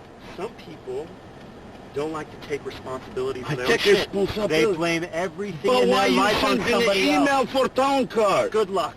Good luck to you too, but I know you don't gonna go far. Isn't that the quintessential Silicon Valley right there? Yeah, you start with a fake niceness and like, oh, look, we're all collaborating to innovate our way out of it. And then you push past the bullshit. And then he goes, you know what?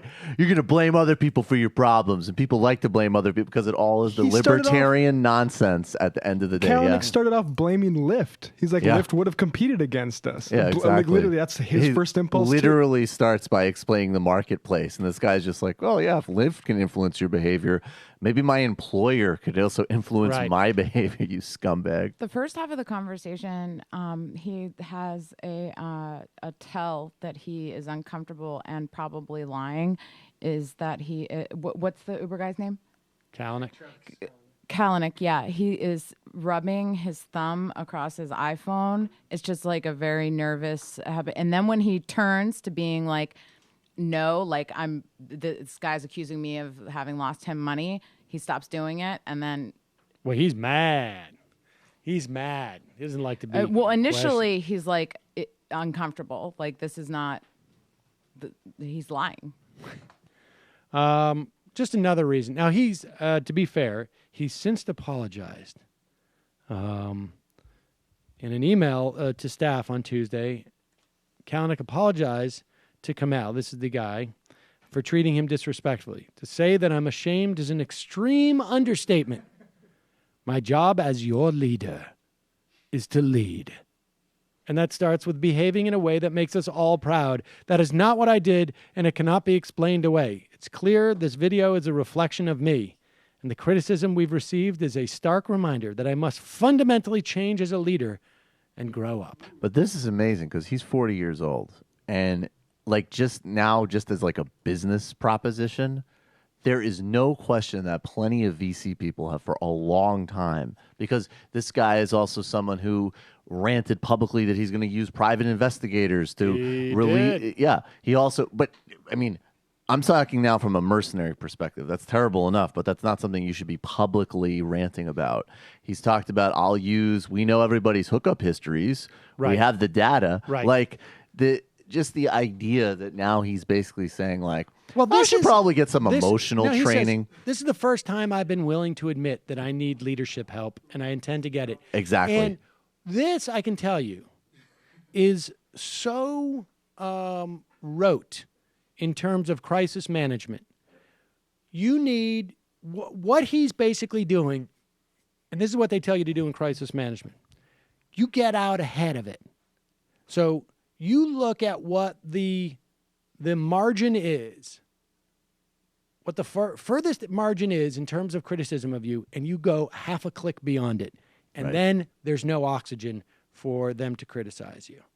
I would really like to watch role playing of him like doing like, all right, you're with a Pakistani Uber driver. He doesn't like that you've bankrupted him. And go. I'm very sorry that you're having a hard time. Lift. You're a fucking failure. It's not my fault, you Pakistani prick. He's not sorry. He's only sorry he got recorded. Of course. That's not true, you fucking liar. Now, let's turn for a moment. Because in the midst of all these Silicon Valley leaders who lack real leadership qualities, fortunately, we have a man who's going to tell us about true leadership. And of course, I am speaking of Donald Trump's greatest apologist. Oh, wait a second. I'm sorry. No, yes, Alex Jones. He understands more and more now that, no, the NSA is being used to spy on you, sir. So now he's got a few areas, because he's not been very computer technical. He has like idiot, savant, regular people skills, and knows how to read people, and knows how to have incredible mega level charisma in person. And I just want people to realize that that's why every evil force out there hates Trump, because he's good. He is good. He's not one of these fake Christian Pharisees that tells you how good they are all day, or tells you shouldn't, Pause it. Let's just review, shall we, just for a moment. Donald Trump's not one of those fake Christian Pharisees who tells you how good he is. And that's also why evil seeks to kill him, is because of his charisma. You know, a lot of Christians walk around saying stuff like, don't sexually assault women, or you should act with basic decency. And I'm just tired of all of that. It's just nonsense. When you have a guy who's transparently a narcissistic predator, that in a way is actually deeply spiritual. Evil will always go after the charismatic. The mega charismatic. The mega charismatic. The regular charismatic, they don't touch. That's why Obama flew under the radar. Just me, little old regular charisma. That they are all day, or tells you shouldn't, stubbed your toe and said the, GD or whatever. God judges the heart, okay? I admit I do a lot of bad things, and I repent for it. I'm weak in the flesh. I constantly do stuff that's bad, but I'm trying not to is the difference. And I love God, and I want justice. I'm not a coward. And God hates cowards and people that hurt innocents and that abuse those that are weaker than them more than anybody if you read the scriptures. So all you fakes want to get close to God, stop being cowards. Be like Donald Trump. Be like Matt Drudge. Be like people that get attacked and demonized and make it through it and get stronger on the other side. Don't be like people. all these Hold little on for 1 second. Be like people who either send inbound links to me, or will promote this site in some fashion. That's what it takes to be not a coward. What happened with Roger Stone? He sees my heart. Where's the latest contract? Did he get a shout out? Yeah, I guess no. Okay, go ahead. Judge. Be like people that get attacked and demonized and make it through it and get stronger on the other side. Don't be like all these little commentators and scumbags that hedge their bets when we are literally approaching the Guter Damarong if things go south. And that's the battle of the gods. That's the twilight of the age. That's where things go south. It's going to be the Guter Damarong. I would imagine, yeah, the Guter Damarong. I guess when things really escalate. That's. I mean, that's the it. Guterist. That's the Guter. It's the Gutist. Gooter. It's just total Guterist. It's Guter Dameron. I mean, it's totally Guter Dameron, Alex. You couldn't be more right. They call me So if we Dr. don't- Guter Dameron. I remember my thesis at the Trump University Extension School of Geostrategic Cosmological Comic Book Strategy. I connected the Guter Dameron to the war against terror. I wonder how much global elite he's talking about now these days. There's good billionaires who are charismatic that evil comes after. Then there's non-charismatic billionaires that are evil. Well, remember the first inkling of this was... Has he gotten fatter? Is it? I mean, I feel like everybody has gained 15 pounds since Donald Trump got elected. Someone actually had an amazing... I have. I've gained like 10, 15 pounds, I think. But I think that the first time I noticed this, not his weight gain, was we played a clip. I think we played it a couple years ago where the Koch brothers came up.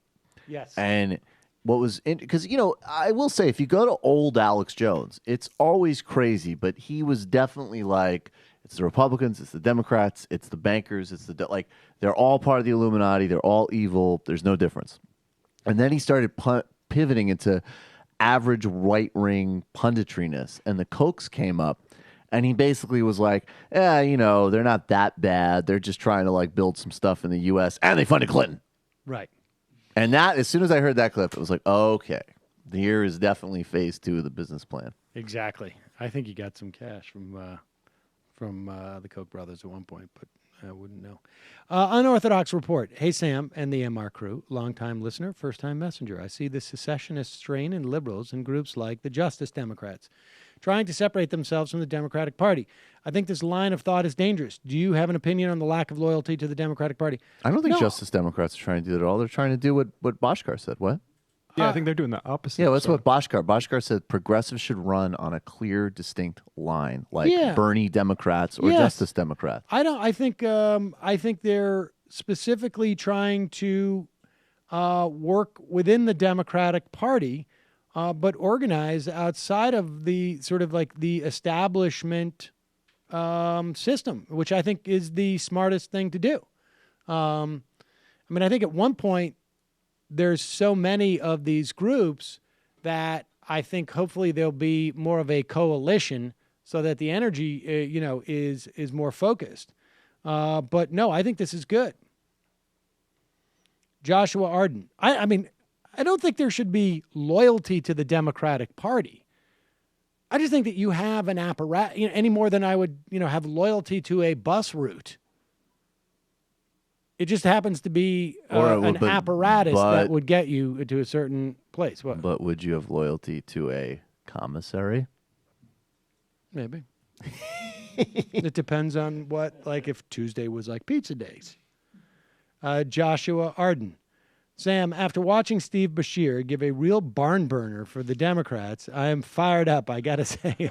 I was not sure the Democrats had a visionary strategy for a comeback. Man, I could not be happier to be proven wrong. My phone was blowing up with calls and texts saying they were hitting the streets after Bashir hit a homer.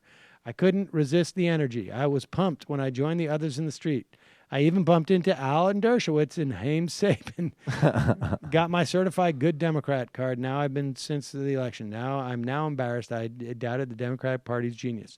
Isn't Bashir Mansion 2020. Isn't it kind of amazing that, the whole false premise that has been sort of came out of the primary was that that somehow that the real progressives are opposed to the changing demographics and making the Democratic Party far more representative of who actually votes for the Democratic Party.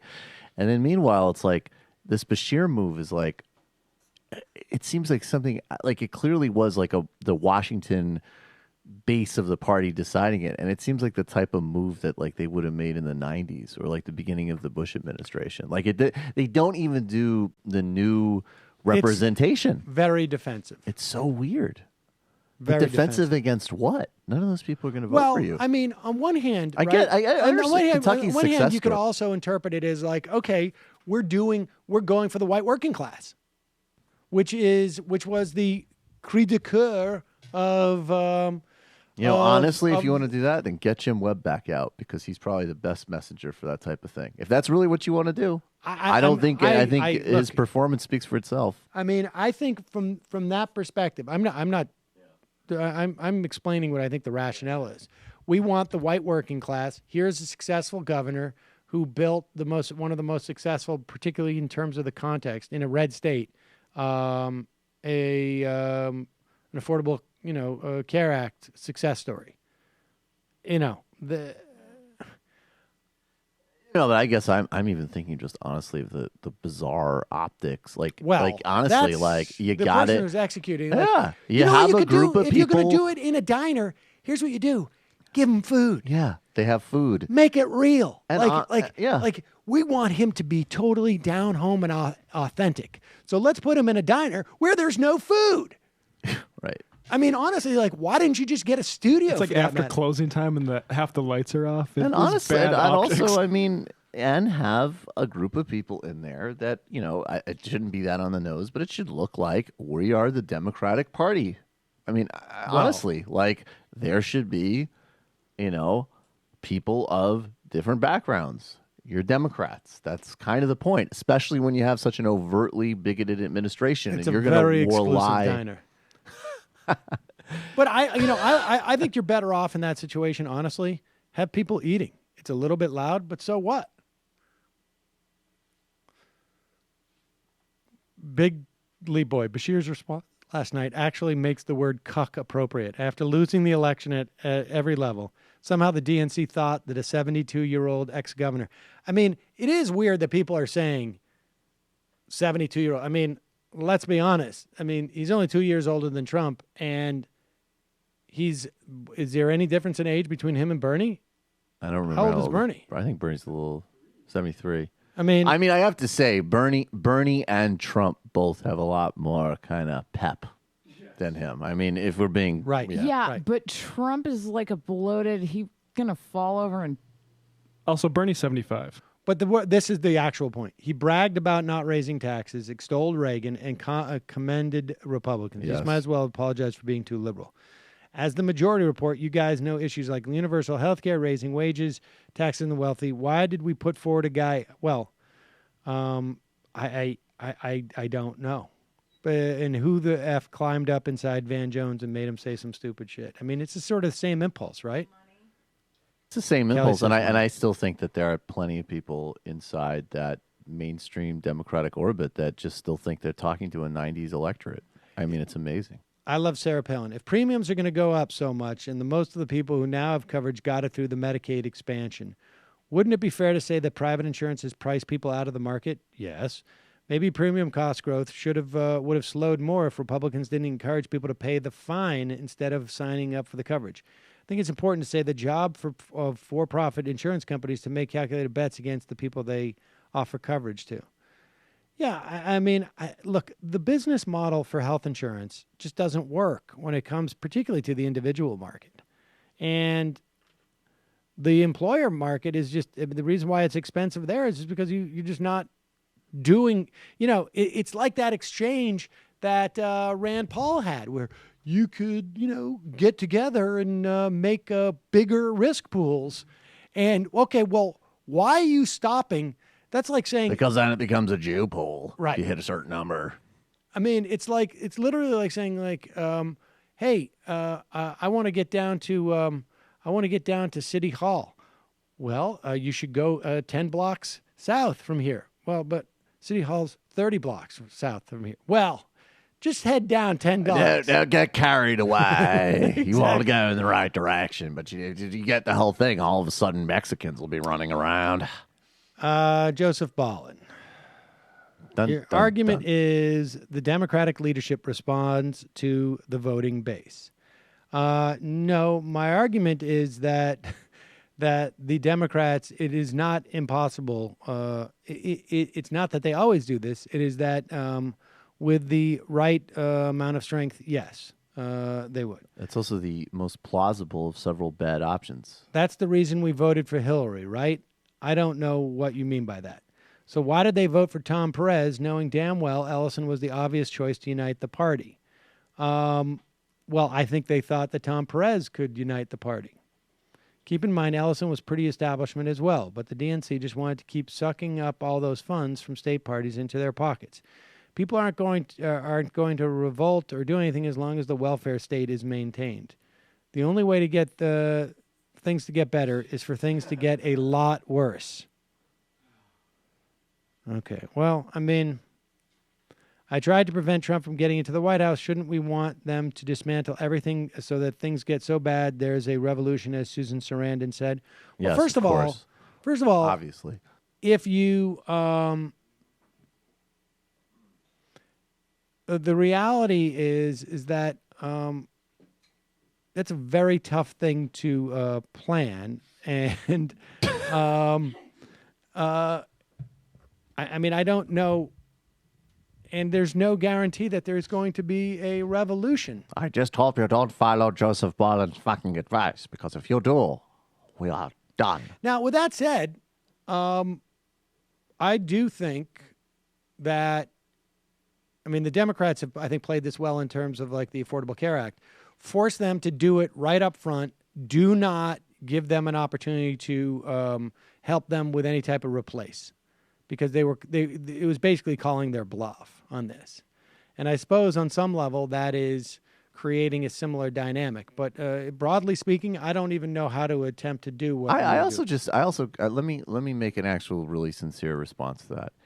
If your basic commitment to politics is that you're interested essentially in like the material conditions of like working people or vulnerable people or like any class of people that need protection on some level from exploitation and oppression, you should never experiment based on a fantasy scenario of making things much worse for them on the speculation that things might get better. Like if you have an actual material commitment to politics, you should never let fantasies override real conditions.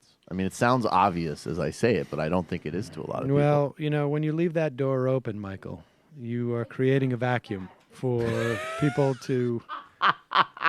Beefy Richard, how did the G-Man get hired? Trump was sold when he heard P and HD. Having trouble with the phonies again? Literal Nazi thing? What's a literal Nazi? Well, actual Nazis. Like as opposed to people who are today sort of modeling their behavior after Nazis. Like there was a actual Nazi party. If we actually did it, weren't just on Reddit. I mean, if we really put something together. Wonder Boygum. The only thing funnier than Sebastian Gorshin's dissertation is Stefan Molyneux's political manifesto, Universally Preferable Behavior. It's basically the sacred tome of his alt-right personality. Oh my God, I don't know if I can do that, but I guess I'll click on the link. But I don't know if I can read that. That'll be a problem. Jay Tingle, way to overlook a long time. Oh, Jay Tingle, I'm sorry. Well, the thing is, Jay Tingle, is that you have two different handles on one on Twitter and one on the IM, and so sometimes I get confused. You're practically begging me to cause a scene at your event. Just kidding. Even my wife forgets my name. Insert cuck joke. The guy who won state senate last night in my district, it should be noted, is not an incumbent, hence the special election. But I would imagine that the Trump effect was the reason for the better-than-average Dem turnout in a long-line Republican district. Most of the towns here end in Bury. Bondicant. Trump supporters believe anything Trump says, and for the past 8 years, they've thought everything Obama says for a lie. For Trump supporters, they hear what's essentially a description of a corrupt version of Obamacare. They're going to go wild and cheering at some of the principles of Obamacare because they believe this, they're hearing it for the first time. Republicans are a lost effing cause. Democrats need to stop reaching out. I'm happy now. What do you think of Nina Turner for president in 2020? I think she probably needs a little bit more. Yeah. Nina Turner. Not kidding. Kelly was joking. I was only kidding. I mean, if she became senator and then What state auditor? But I think she needs to. Sorry. She needs to have a little bit more. I think she could have a high of a profile. She could. I mean, I think she got the chops. She's very smart. She's a good speaker. But yeah, I think she needs some type of bridge position. Oh, it's funny. I mean, Obama was literally only in the Senate for like 3 years, right? I mean, he pretty much did go from state senator to president. I mean, he was in the Senate for. Yeah, no, a couple. No, I mean, I'm not, of course, but I'm saying he had far more years as a state senator than as a U.S. Also, he senator. wasn't vetted. What did you say? Yeah, he wasn't He vetted. wasn't- That's a good point. But I mean, I think he was. You didn't vet me. Technically, 2000, I guess 5. Never even talked to my voodoo priest. Huh, you white people are really off base. You're being too hard on Chris Lopaco. You're being too hard on Trump. I thought the address was very inspirational. It made me think of the movie The King's Speech. The only difference is Trump doesn't have to overcome a stutter, so he has to stop himself from using racial slurs. Dick Dastardly. So you're saying I shouldn't put all my faith in David Pakman's groundbreaking story of Trump being illiterate, but he's very proud that it's airing overseas. Oh, Lord. Well, it turns out that he is not illiterate. It's pretty weird. Yep. That's pretty strange. Jiggling. Sam, can you talk about the White Helmets filming in Oscar? There's a long list of films glorifying the imperial violence that have been nominated for Oscars, but nominating a film that glorifies Arab terrorists. No, White Helmet. No, White Helmets You need to step back off of that. adds a new wrinkle to the tsunami of cultural production meant to justify U.S. wars Oh of my aggression. God! Read Mutaza Hussein on the White Helmets. Stop. Sebastian Gorkuk. I'll have you know, I have a dual PhD in cuckology and low T beta male studies from a highly prestigious Arby's Management Training Center. Turd Ferguson. Denny's, I think is what you meant. Not sure if you've covered this, but I found that part talking about the dead Marine Ryan Owens despicable. Yeah, Owens, yes, I did. We talked about it. This latter is called. Are you attempting to minimize and phase out the IM's portion of the show? It seems like you turned them on way later in the show than you used to. No, that's not true. Beta cock, beta cock, beta cock, beta cock. New morning. Regular people and idiot savants are mutually exclusive categories. Yeah, that's actually a great point, right? Like, just the fucking normal people you see in the subway who happen to be able to play Bach flawlessly. It's just totally normal. Launch Air Media. I give new Trump about 48 hours before he's back at Twitter. We'll reconvene this conversation for the March Trump reset. Now the July Trump reset will be fantastic with fireworks and music by Kid Rock. Yeah, of course. Calling from a 585 area code. Who's this? Hi, Sam. It's Rebecca from Boonville. How are you? Hi, Rebecca. I'm well. What's on your mind? So I'm glad you picked me up. So I just want to, the IMR that mentioned was asking about Ronald Reagan and what he was referring to about the Hitler thing. Yep. Well, I believe Ronald Reagan was actually referring to the Nazi newspaper, which was called Der Stürmer, Mm-hmm. and they had a department called Letterbox. And the purpose of that department was that readers could write in and write stories of Jewish crime. So this was sort of the groundwork part of the groundwork for demonizing Jews, which eventually led to, obviously, the extermination. So when Ronald Reagan was talking about the Voice program that Trump referred to last night, that the victims of immigrant crime engagement, I believe Ronald Reagan was basically saying that's letterbox.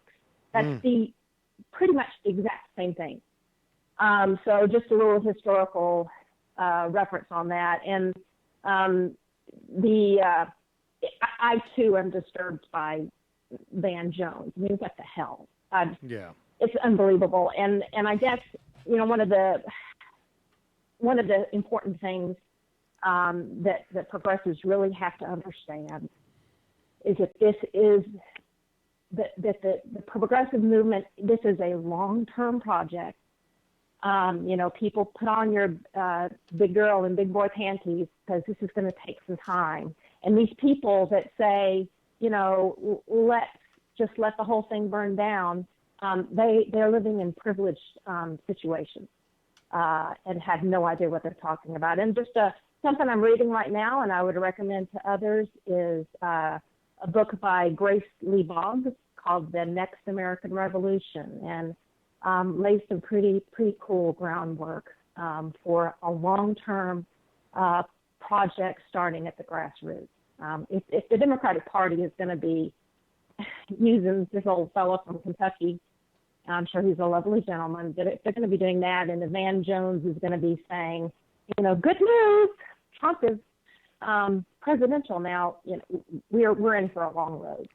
So everybody just get ready, work locally, and do what you can. I've got my first Democratic committee meeting coming up soon, and I'm excited about getting involved locally. But great.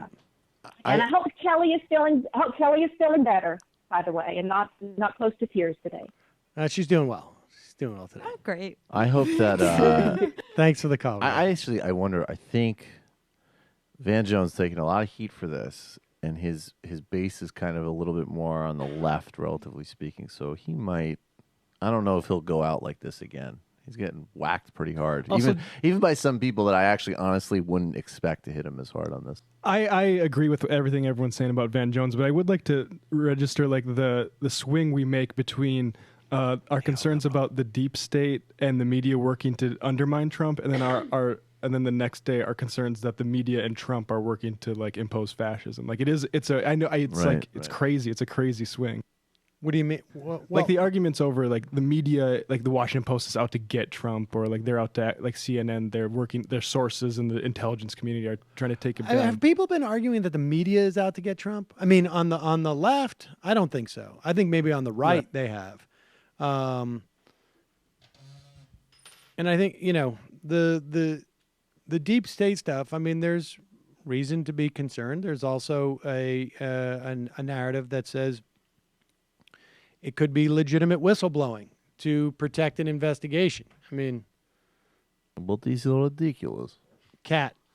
Note who was sitting next to the widow, Ivanka. Also, check out article on State of the State Department in the Atlantic. Guess what? White House liaison to state is malpractice attorney whose foreign policy cred was she was born in Hungary. Coupled with Daily Beast saying that generals may launch a new attacks without Trump's okay. What could possibly go wrong? Yeah, I noticed that. That to me seems like a way of distancing Trump from responsibility so that he can literally say like, yeah, I did, the Ryan died. I get to pick out the widows. Wasn't me. Sent a bomb in Yemen. Wasn't me. Edgewater Joe. Imagine a more perfect world, one where Paul Ryan would wake up tomorrow without access to his beloved P9DX workout regimen. Only then might it resonate with that smug granny killer, Rube, what the implications are for his healthcare vision. Doe Link. I used Lyft in Portland. Most drivers who also worked for Uber, universally, they said Uber treated them worse. Hard to get their earnings from them. Uber skimmed money from their earnings. Sickened by media response to Trump performance. He's the emperor with no clothes, surrounded by enablers. I agree.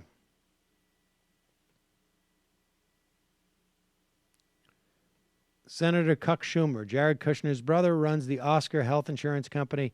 Given Trump's propensity towards play for play, it might be useful to look at Oscar for what Trump care could end up as.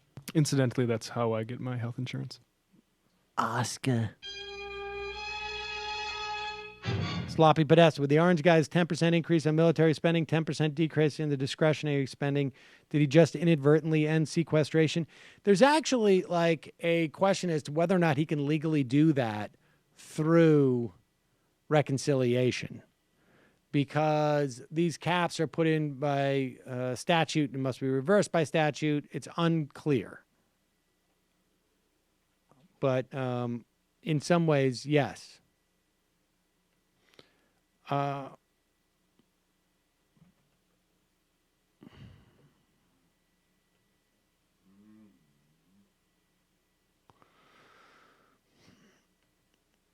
see. Crapo Zappo. Don't Democratic administrations who nominate appointees always have to go through the whole reach across party lines BS? It's always a little bit, right? Yet I've heard nothing about how hypothetically one or two Trump cabinet picks should be leftists or whatever. Well, that only happens with Democrats. Michigan man. In many states before the ACA Medicaid expansion, like in Michigan, for example, adults were completely ineligible for Medicaid regardless of how poor they were unless they were disabled or had children.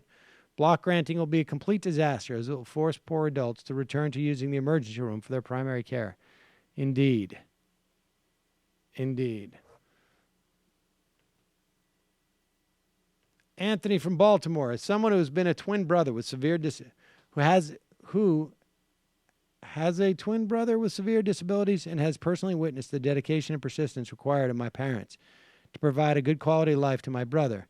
The notion that parents of children with disabilities ought to have additional burden of creating their own drug company to find a cure for their child's ailment is so ridiculously ignorant and privileged. Trump using that child as a prop to advocate deregulation of FDA after mocking a reporter with muscular dystrophy is one of the most disgustingly disingenuous things he's said and done, in my opinion. That talking point has Paul Ryan written all over it. Indeed.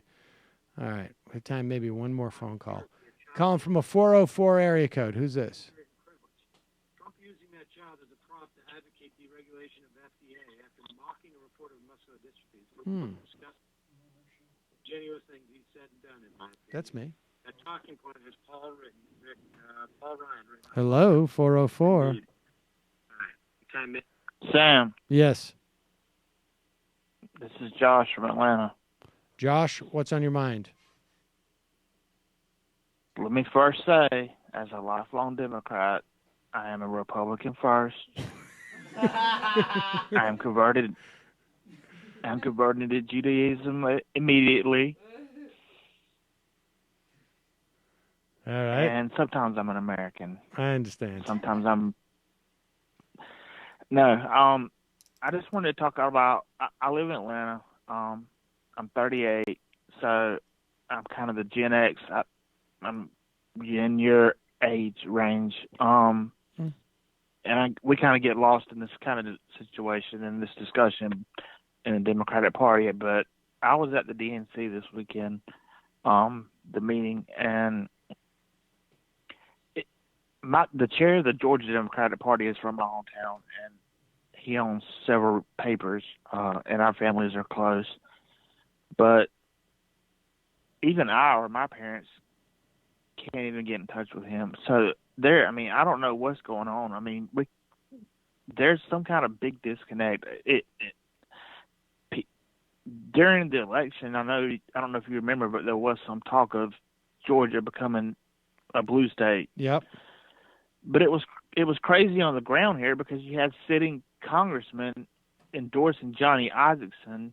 You had former Democratic Senator Sam Nunn endorsing him, former Democratic Governor Roy Barnes endorsing Isakson, and the Democratic Party, the state Democratic Party, was completely silent about the Democratic candidate. I just don't see where they know what they're doing. I think there's two things. There's two things. One is there is a significant amount of incompetence, and two is that when you're talking about Democrats like guys like Sam Nunn, you're talking about guys who are genuine corporatists, and the Democratic Party has always had a large contingency. I don't think it's over 50%, but I think it's, somewhere between a third and half of the Democratic Party is just full on corporatist, and tend to be more in the Senate than in the House, but certainly some in the House. And, they vote for corporate interests. I mean, that's just the reality. Well, and they can get away with it in a place like Georgia in particular because, there isn't the same type of expectation. But, I mean, you contemplate, the governor we have in New York. I mean, it's ridiculous. New York's a blue state. And our governor is, at best opportunistic in terms of the left. Yeah.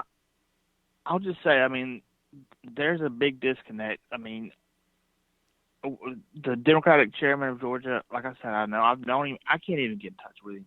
I mean, I know his number and I have his contact information, but I mean, he's not even returning phone calls. And I personally know him. And I mean, 2 years ago, he put out a fundraising call, asking for monthly donations. And several people I know that I've worked with on many campaigns, we all signed up for it thinking it was going to be used for candidates in Georgia. That did not end up happening. I mean, the Where did the candidate money Jim go? Barstow got nothing.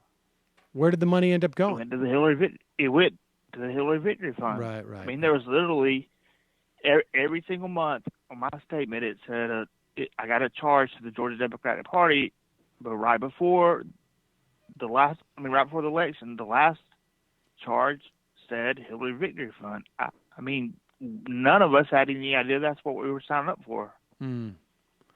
So I don't know how we fix this, but I mean, there's a lot of mistrust. There's a lot of tension. Look, the Democratic Party is not the only place to organize. I mean, and there are, groups that are going to develop around the party. Now, that doesn't mean that at the end of the day, if you end up not winning the primary, let's say, with a candidate of your choice, and you're going against a Republican, I don't think it makes sense to enable the Republican at that point. But,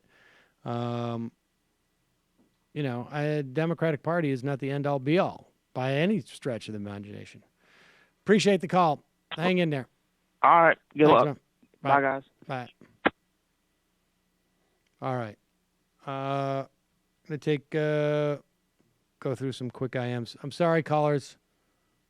Should I take one more call? One more call. What? Well, that's a powerful call right there. That's someone coming in with a lot of confidence. 937? Hello, Sam. This is my intro music. You and Michael have excoriated me and my professional connections. Hello? 937? Okay. It's a band leader. And the great void returns. 651. Calling from a 651. You there? 6 hours. I'm very active on social media. My wife says I'm a bit too active. Oh, is that right? We ran a 2-year program for the Green Berets, for the Commanding General of U.S. Army Special Operations Command. Dr. G. Nigeria, Iraq. Dr. G. Is that you? Abu Bakr al-Baghdadi. If you want people to read your book, especially Americans, you must have a good story. Must have a good story. the Jordanians, the Egyptians, fellow Muslims, my father, Paul Gorka. I'm angry. We have a problem.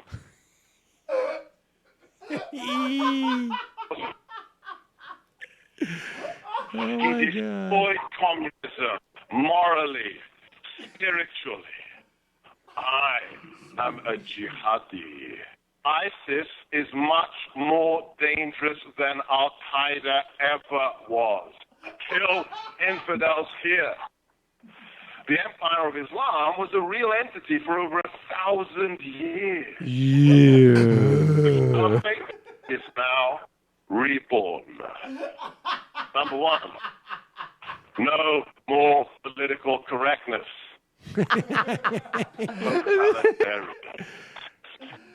All right. Well, Dr. G, Dr. G, I'm going to have to hang up. Okay, bye. I love you guys. Thanks for humoring me. Is that Lefaco? That's Lefaco. That's the best thing I love ever. it. Thank you. All right, let's do some IMs here. Callers, we got a bunch more calls on there. I apologize. Some people been on there for an hour. Oh my God, that even is truly genius. 70 minutes. Callers, I'm sorry. We just have run out of time. Okay, Matt, give me here, let's do Jimmy Reefer Cake. The remedy for post-Trump election weight gain that worked for me is good old-fashioned truth-induced diarrhea. Okay, thank you. All right. Matt. C. Cindy, isn't Gorka a sexual fetish involving the consumption of Ew. Why, yes, indeed. It's part of the etymology of my name. It's Dr. Seaman to you. It's Doctor. My wife won't do that, which I resent very much. Kelly. G.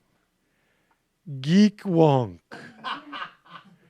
Doesn't this have the same feeling as the 2000s under Bush, the so-called liberal media falling all over itself to find something to praise? Guys like Chuck Todd don't even know policy. Don't know policy, can only cover style. Most Americans don't watch these speeches and only know that media narrative. I think there's some truth to that. And I think, like, you know, the sooner the media can revert to that, they will. Michael. Q. Q. You little cuck. Okay, that has to be a new You IM quack. name. C. C. You picked That would be the a great same one that she did, you little cuck. What's else? That you little cuck should be D. That would be the best IM name ever. Drewski, 86. Born and raised in Silicon Valley, I, along with the entire family, am on the way out due to impossible living costs, insane overpopulation, and the overall fake-ass yuppie culture this Uber guy so perfectly demonstrates. Sad. Really it is.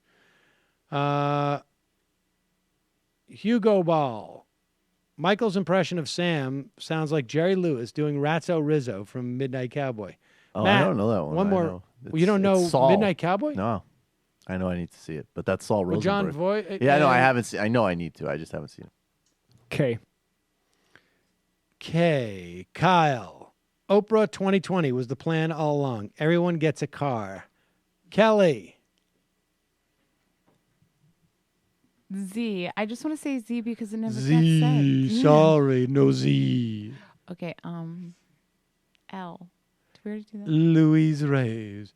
The low bar being set for Trump forming coherent sentences is exactly how Trudeau turned from the inexperienced guy with good hair to someone who appeared prime ministerial in the last Canadian election.